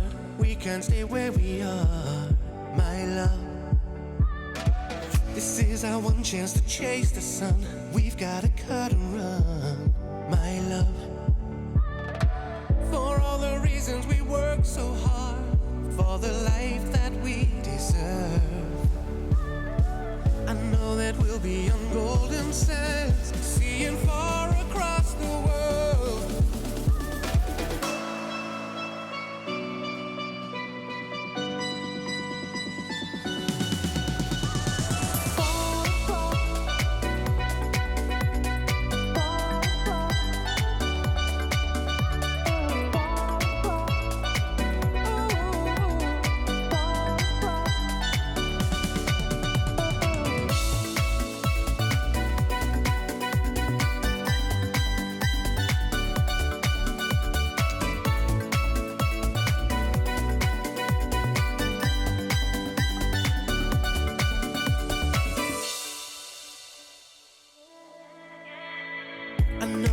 Time to make a start.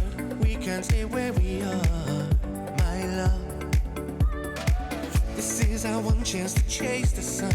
We've got to cut and run, my love. For all the reasons we work so hard, for the life that we deserve. I know that we'll be on golden sands, seeing far across the world.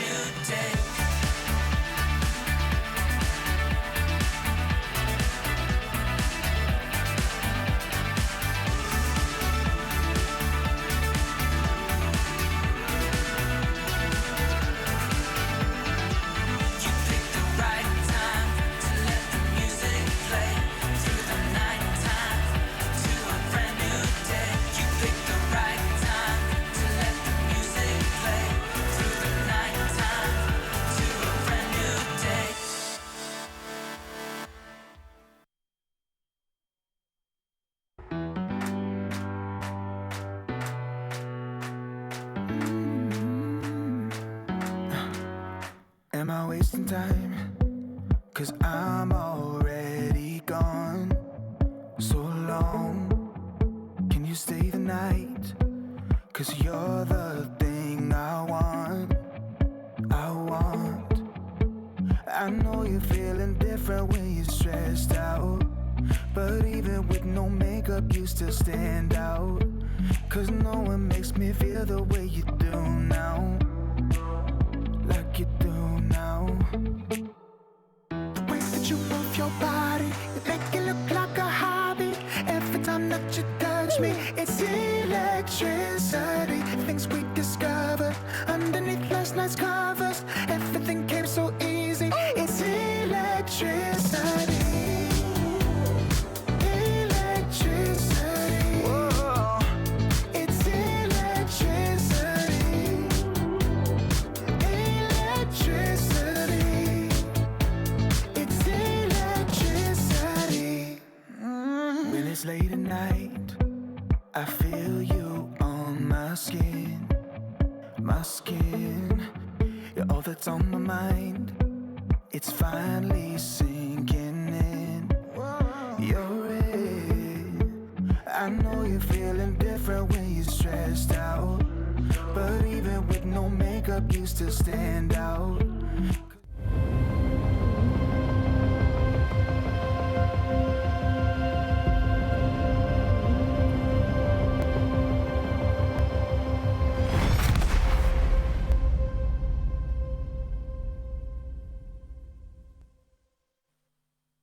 And welcome back to the NLC playoffs. We're here for the game between BTXL and Tricked. BTXL currently 1-0 up in the series. I think we're gonna get back on into the action as soon as possible. You're looking good though. Why not? Why not stay here?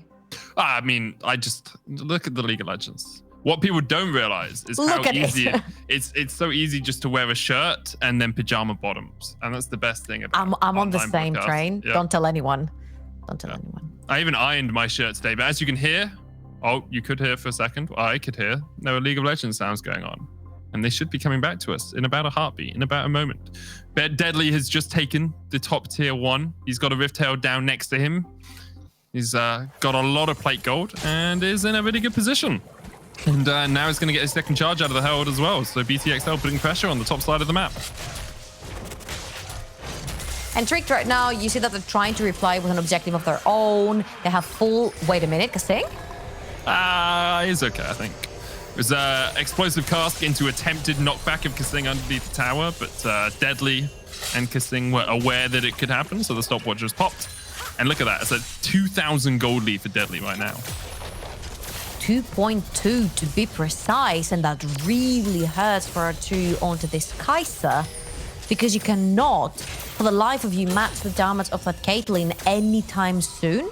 But if you look all across the other lanes, the top lane is even, the jungle matchup is a little bit in the favor of Taxa, mid lane even, going towards hat tricks, and the bot lanes where it really stinks for Trick. So I want to see what the 2 is going to be purchasing now that he goes back to base, because this could be extremely important depending on where they put him on the map.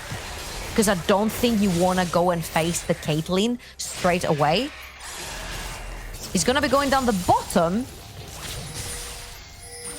And that's where BTXL is going as well. That's a little bit weird. I would expect them to actually put the Caitlyn down the mid lane, because this would be a lane that you really want to take down. And since your Caitlyn is so powerful, taking mid lane tower would help you tremendously much. Shockwave used in the mid lane. There's the cannon barrage as well, but PlayStation has been hooked out of it. Hero's entrance used by Hatrix as well, and with the Justice Punch, he'll be able to survive. And all the BTXL are doing are continuing to funnel this Caitlyn, right? Like, you put her in the mid lane, there's a risk that she gets ganked. If you fight in the mid lane while Caitlyn is just solo farming bot lane, currently has got 5 plates in top lane, 3 in the bottom lane now, working on number 4. This Caitlyn is going to just skyrocket in terms of power. And because the rest of the lanes are in a good position, even if they're not, dominating, it's still just going to be so difficult for Trick to actually find this backline threat. So this is extremely tough right now for Trick, because we talked about the Caitlyn getting out of the fight, and then you can take the 4-on-4, even the 5v4 in this instance. Oh, they're TPing. They're looking for fight. This is double TP. There's a lantern PlayStation almost goes down. Deadly's not going to pick up the lance and try to kill PlayStation off, but the heal comes out and Deadly will fall to a Chew. The shutdown goes down because Thing's going to die as well. 2 teleports expended there from Trick, but I like the proactive play. I like the proactive play too. I would have just liked to see both the kills possibly going to a 2 for him to try and catch up. And if not to a 2, just give them to the old Rihanna, because these are the 2 carries that you really want scaling into the mid to late game. But now you will get whatever you can take here. They do manage to punish Deadly. Deadly, like I think we're pushing way far forward.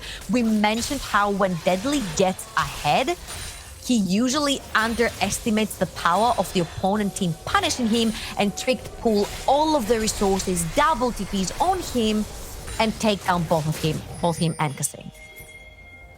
Yeah, it looks like we might have a couple of stutters once again. Apologies for those. Deadly has been moved into the mid lane as the turret plates have now fallen off, which makes it... Oh, actually, wait, Slender, you're not in the best of shapes here. However, Kassim is going to meet Soft. The Kha'Zix is just around the corner as well as the Kindred Instinct goes in onto Sendo, but goodbye 1, goodbye 2. Taxa has to pop his Void Assault to try and get away. Flashes away from the Shockwave. Deadly's not going in. Oh my god. Oh, that is... Can we broadcast that on the BBC? I'm pretty sure that has to be past the watershed. That was disgusting to watch. Oh no. Erin's trying to get away. Oh! The toothpick! As he goes around the corner, he dies. A Chew with his toothpick. Found a kernel of corn and found a kill. Now he's going to try and trade onto Hatrix, but a Chew was just blown up. Like he's 4-0 right now. Deadly's going to get mid-wave tower. Here comes Sendo. A Chew doesn't have flash. A Chew hasn't spent any of his gold. And a Chew is, well, blessed him as he goes back to the fountain. BTXL 9 kills to 7 up and a 5,000 gold lead now. I would not have expected anything different from a Trick game. They're still going strong. They're still chasing. They still want to fight. Stop fighting! Hero's entrance silenced away, but Deadly across the wall. Hatrix will fall, but so will Soft. It's 2 for 1 so far. Kassim has started up the Rift Herald with Deadly. Visor's going to get chased out by Sendo. Goes back in with the body slam, but the barrels will keep Sendo in a safe position. Second Rift Herald of the game goes down as Deadly picks it up. He's now going to back. Probably has enough to finish his Storm Razor to get himself a rapid fire cannon. There we are, completed. Gets the enhanced recall as well. He's got the Rift Herald. Taxa's going to try and kill Erin. The Shockwave comes down. The Seraph waited out. Taxa dives in, gets 1, but a Chew will get his 5th kill of the game. He is going for this Essence Reaver into Ginzu's Nash's Tooth build that we see. Gets you all of the upgrades as quickly as possible. And you can also grab an Edge and Knight at the end if you so desire. I have so many question mark pings going on in my brain right now, as in what in the world is going on? We've had like, what, 6, 7, 8 kills in the past 2, and it doesn't stop! Visor's going to try and kill Deadly, but look at that. The ace in the hole, blocked by PlayStation. The Dragon goes down. That's the 3rd of the game for Trick. They continue to keep the Soul Point as an objective, but BTXL get another kill. They're looking for more as they step into the jungle here. Deadly has the Rift Herald. He's going to place that down mid as the wave is pushing in. A Chew gets the blue. And now BTXL Deadly with another one. Yeah, well, BTXL will popping Rift Heralds out of his pocket. Hey, it's got a very big bag, very big backpack. It has Deadly right now. He's carrying a lot of this team, although BTXL are playing around him very well. They'll look for this tower in the bottom lane. 6,000 gold lead, but only 5 minutes before that Infernal Soul is a huge objective for Trick. So here's the deal. R2, within all these fights, sure, there's a 5,000 gold lead. There's not a 5,000 gold lead. I cannot count. It's almost a 7,000 gold lead for BTXL. But R2 has acquired his first full toothpick. He went from 0 to hero. He managed to get 5 kills out of that. And now he is holding his team's fate in his hands. His backline access is going to be extremely dangerous when he presses his R button.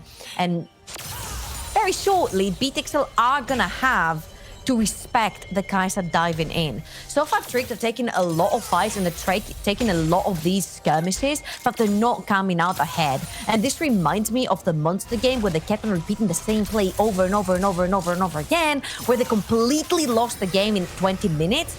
And this looks to be the case here for Tricked as well. The only thing they have going on for them is the Infernal Soul, because this is going to be extremely huge for them if they can acquire that. There's going to be a lot of damage coming in from the Gragas, Orianna, and the Kai'Sa that BTXL are not going to be able to withstand through.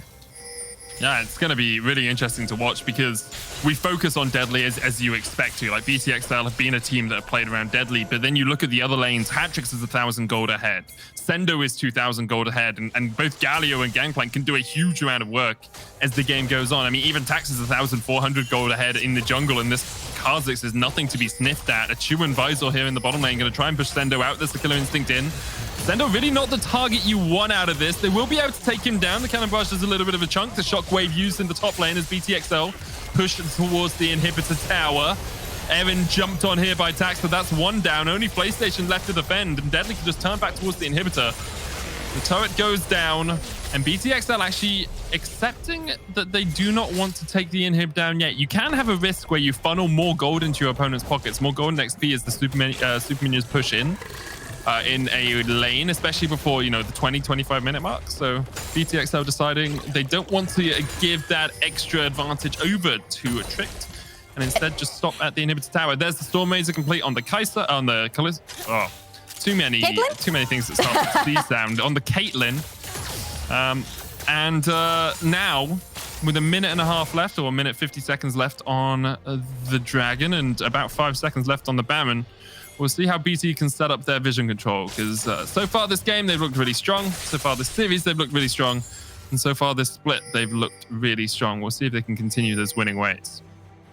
So very crucially, I think BTXL didn't want to pressure that inhibitor there because the Baron was coming up. And you can see how they wanted to very quickly set around it. If any one of them died there, it would have been Trick getting full control. Now they are the kings of top side river. They're controlling the area around Baron. They're going to push the waves on the side lanes and in the mid lane. And then they're going to slowly but surely start sneaking the way down the bot side.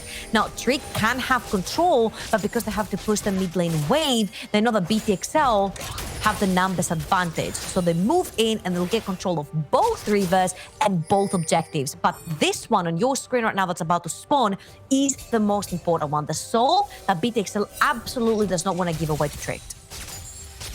Yeah, PlayStation just back and got himself a Shirelia's and double control ward, so they'll try and gain control over this area. But with the Scryer's Bloom used, Tricked really don't have that much vision. There's one ward down here towards the bottom lane, but it's a faster alteration, and Visor may have just stepped a little bit too far forward. Here comes Taxa, and here comes the flank from Sendo. Achu is in range to Killer Instinct in. Sendo and Taxa knocked out of range there. The ace in the hole from Visor from Deadly isn't going to be enough. But that Gragas has been forced away. Erin is all the way on the top side of the map, and I wonder if Tricked are just going to give up this dragon. I think they are going to give it up. You don't have to necessarily fight for a soul that you can't take the fight for. This is where they actually gave up so much of their power last time. Achu dived in onto Sendo, taken out by Tax. The double TP used here by Trick. You can see that Erin is going to join the fray. Flash forward. There's no flashes on Soft or PlayStation. The showstopper just brings Soft straight into the path of Deadly. That's the jungler down. Visor, though, engaging onto Taxa, trying to get the kill. Here's the hero's entrance as Visor no longer has flash. The taunt not quite in range as the Frodo belt. Justice Punch interrupted. Deadly's going to turn his eyes across towards the Infernal. PlayStation using the Hex Flash just to get a little bit extra movement speed, and it would be something special here from Visor to steal this away. It's already secured.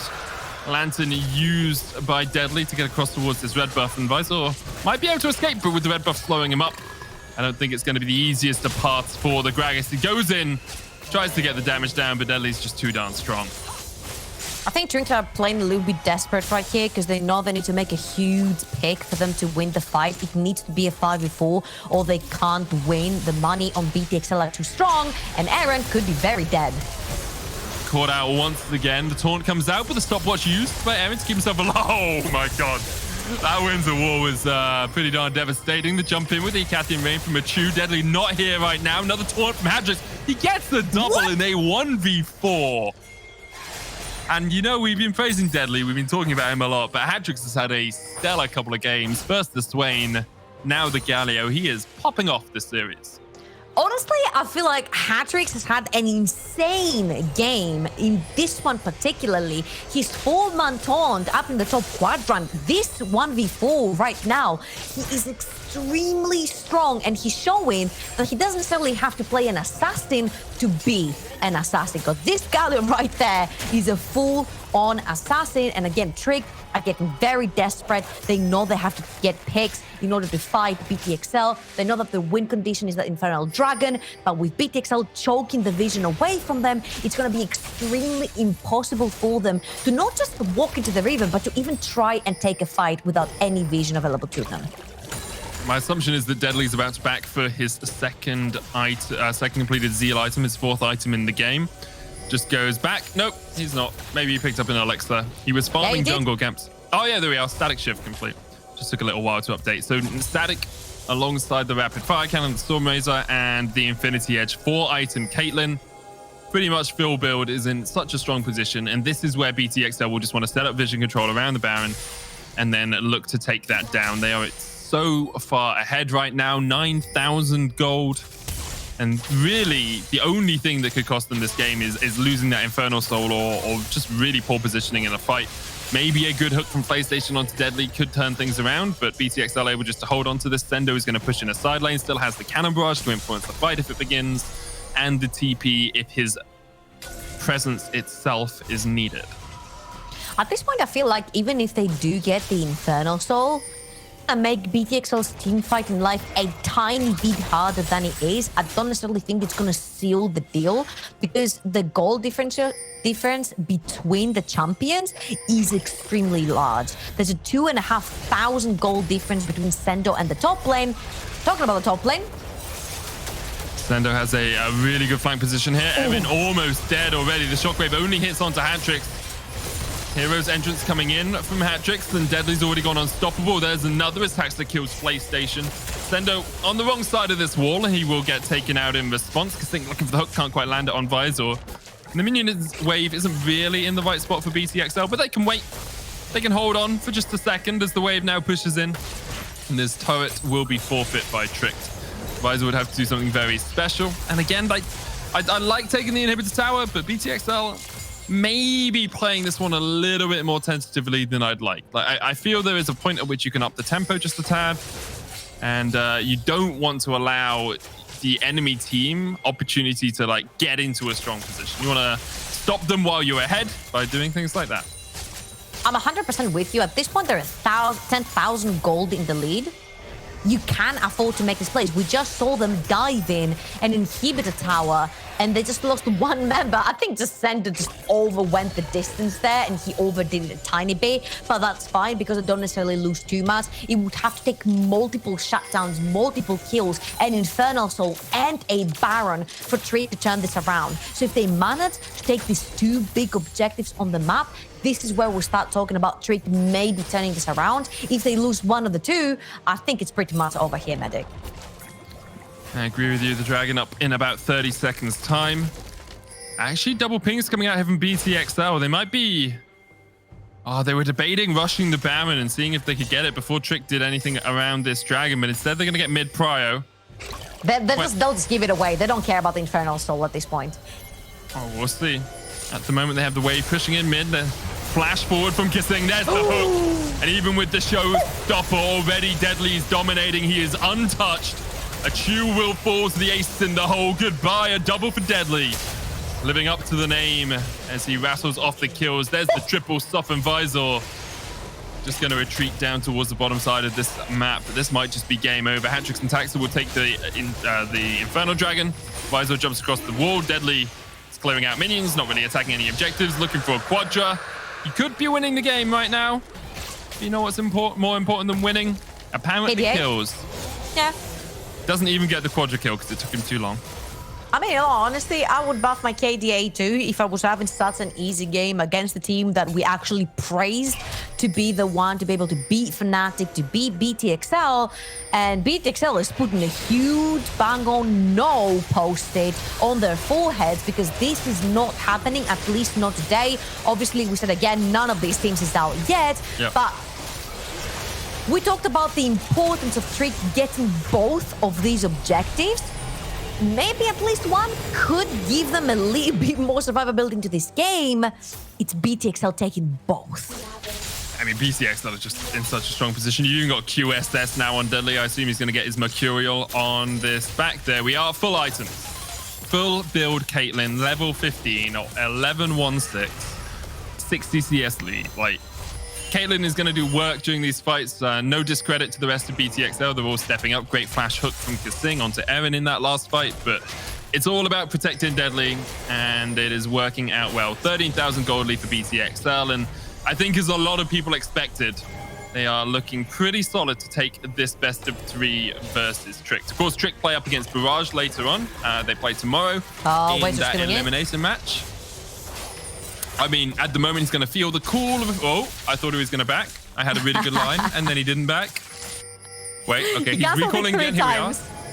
He's going to feel the cool... Oh, why did he stop his recall this time? What? Visor, the turret's gonna be dead. He's staying. Okay, I'm not gonna focus on whatever the hell this Gragas is deciding to do as the showstopper comes down. Soft almost dead before Visor can even join the fray, and a hook comes out from Kasing, and Visor, you could have come in with the rest of your team at least, because trying to get a flank up on the Gragas just did not work. PlayStation caught out with the ace in the hole, Hatrick's jumping in, Taxa jumping forward. And it's all done, but the Nexus is Nexus falling. BTXL with a dominant win here over Trick. They will go through to the upper bracket semi-final. And we will see Tricked again tomorrow as they face off against Barrage. Congratulations, BTXL, a dominant 2-0 victory. And you know what? People might say, you know, Trick didn't necessarily play too well, whatever, they made mistakes in the mid. I don't care. BTXL had their foot on the gas and they never let go. It was eyes on the prize all along. They knew their win conditions, they knew who they wanted to play from, and every single one of them stepped up. We didn't talk about Hatrix. Hatrix had an insane series. He was playing assassin or non-assassin champions. Deadly was getting funneled the gold, got punished maybe only once, didn't matter because the rest of the team was stepping up. Sendo, we were saying, was the weak side of BTXL. Maybe we should hit the top. Sendo was insane in these Gangplank performances today, especially in game 1. He literally carried the entirety of early game. And even though we're like, yeah, sure, maybe Taxa is gonna pull them through, Taxa didn't need to do anything because his lanes were just facilitating for him. He was like, you can just chill. We're scaling in both of these games. You can just farm all you want and we'll have fun later on. Well, it was a great performance all round from BTXL. And after the break, we're going to see Fnatic Rising versus the only team that beat BT in the regular season. It's Riddle Esports. We'll be back after this.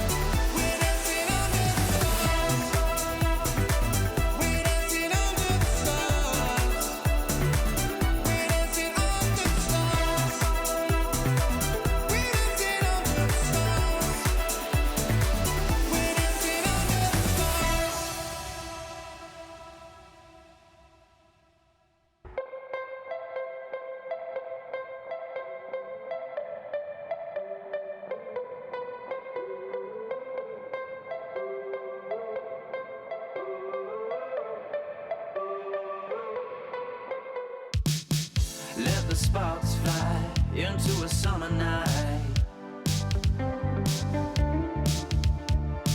We're going eye to eye, running to the future blind.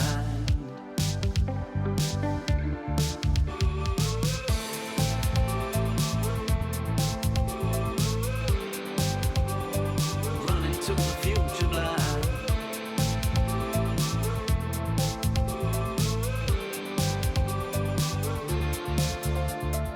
Next to me,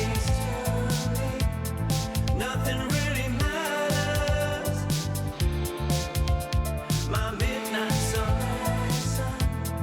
taking out the darkness, and it's only just begun.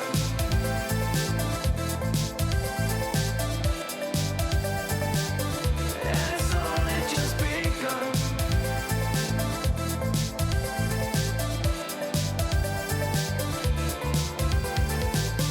Tell me all your dreams and put them on your sleeve.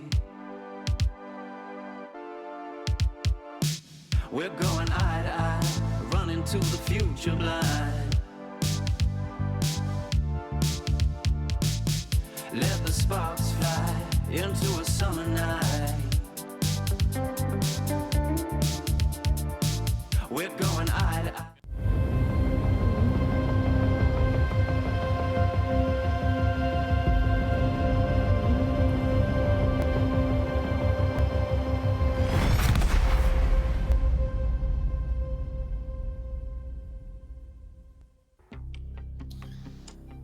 Congratulations to XL. They do a 2-0 sweep in the series over Tricked, and honestly, that game was even more convincing than the first.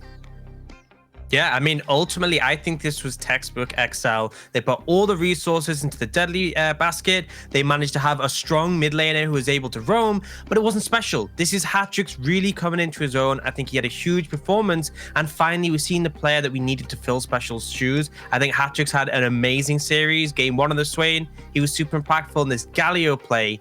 I think the way I describe it is this wasn't super clean from XL. There were a couple of fights, a couple of skirmishes where actually Tricked could have had a window. And then Hatrix was really the big factor that decided things in XL's favor. Let me just emphasize on that. Hatrix was smurfing. It's basically what Orcs is saying here. Yeah. All right. Hatrix was having one of the best series we've seen from him so far. The way he was creating individual plays on this Gallo, we've just seen him here. Incredible. Normally, the fight would have been way more extended between these two teams, but because the Hatrix was so good at finding the right picks, it was just so much easier for BTXL to play out this match. The way they played it out, though, was that they were really good at just going for that standard textbook composition. They got a lot of gold funneled into Deadly immediately. He was actually the AD carry who got the first Rift Herald, meaning that he just got all the plates for himself. And from that point, it was just really easy from the fights they took to keep extending their lead. It was hard for Tricked to find a footing. The draft also emphasized on this. We said it would be a hard draft in general because you had to execute on great backline damage. The problem is that XL just never gave them that window, and that is why XL took it so convincingly. Yeah, I think it was very classic XL as well. If you look at XL from previous splits, it was just the funnel resources onto Deadly, give him solo experience, give him solo gold, get him to a really strong point. I mean, even when Achu was ahead in kills, Deadly had like 2.5k up on him just because of the amount of resources that he'd been funneled into. And actually, what I kind of want to just hark on the Hatrix point before we go to player of the match, because that was something that we've kind of talked about through the whole season. Losing Special, we felt like it's a big blow to XL, but Hatrix has grown, and I think actually has become more flexible and it plays to what the team needs, maybe more so than Special ever did. And sometimes maybe you lose that carry potential, but oh my word, that last Galio game was absolutely insane from Hatrix. Really, really good. And I'm hoping Orcs has selected something for the play of the game that might include a little bit of that play. Orcs, let's have a look at the play of the game. Yeah, I mean, this is one of these prime examples of a scenario where BTXL actually weren't coming out favorably. This is going to be something that went in the other direction because we see the initial engage actually coming out on a Tricked, on a Kasing. You find them picking up these kills at the start, some mistakes, 2 members down, but watch hat-tricks here. It's 3v5, and he gets a huge AoE taunt. 2 members instantly down. They're able to clean up a third. And it's just a beautiful play from hat-tricks that essentially turned a lost fight into a won scenario. And this is an example of something that he did throughout this game. It wasn't just one situation. There were several where really XL could have been on the back foot, but hat-tricks was the difference maker. Yeah, and I think I have hat-tricks standing by, so I'm going to bring him in for a little interview. He's probably just been listening to us worship the ground, apparently, that he walks on. Hello, mate. How are you? Hey, I'm good, man. Thanks. Good. Obviously, firstly, congratulations. It's a really nice win. It's going to put you in a good space for the finals, which will be coming up, over the next few weeks. You're already that one step closer. I want to go back and talk to you a little bit about the last time that I interviewed you, last time we chatted to you. You said you were experimenting during the regular season. You were trying to find what worked, what didn't. You were trying to take risks and trying to get some losses under your belt so you could figure out what was going on and what was potentially needed fixing. Do you feel comfortable coming into playoffs that you found the play styles that really work for you? Yeah, for sure. I don't think we were trying to get losses under our belt. We were just kind of trying to execute more difficult drafts. Yeah. But I think we found styles that are easier than others, but I think in the end, we're become a pretty flexible team. We're not the cleanest. Like, for example, game 1 today was a bit messy, but I feel like we're taking the steps in the right direction, and I feel really confident going into playoffs. That's good, because that kind of leads on. Do you feel like you've hit your form? And I want to follow that up and say, do you feel comfortable now that if you were to go into a series versus someone like Fnatic, you think you could take that series in the current form that you're in? For sure, I think we could take a series against them. I don't think we're like in our form or reached a peak or anything. I think we have a long way to go. But I think I'm really confident in like the team and my teammates, and I think it's kind of showing that we're one of the dominant teams right now, and I don't think Fnatic can beat us now. Well, I love that statement. I'm holding on to it. I'm going to bring it back if we get to see that series go down. And actually, I've got a last question. Just actually more your personal thoughts. The next series coming up is Riddle versus Fnatic. Riddle, one of those teams that I find really hard to work out, because I do feel like at their peak, they could be a really strong contender to go up against Fnatic. What do you think about this next series? Do you think it's a clean Fnatic 2-0, or do you think there might be a bit more spice in there?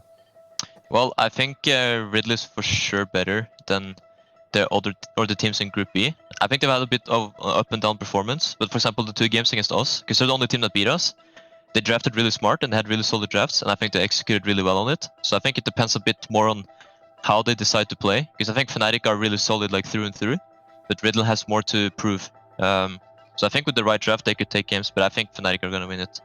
Overall, I just believe they're the better team.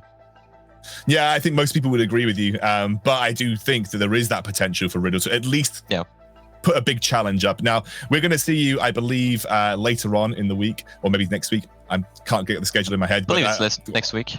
Next week. There you go. Thank you. You're doing my job for me. So hopefully we get to see you in a matchup versus either Fnatic or Riddle, and it's going to be a really exciting one. Thanks for joining me, Hat-Tricks. Yeah, thank you very much. Well, there you go. Cool, calm, confident, pretty happy with how they've progressed. And I think don't need to say much more. He seems like he's in a good position, and XL are in a good position in the rest of playoffs. We are going to go to a quick break, and when we're back, we've got that second series of the day coming your way.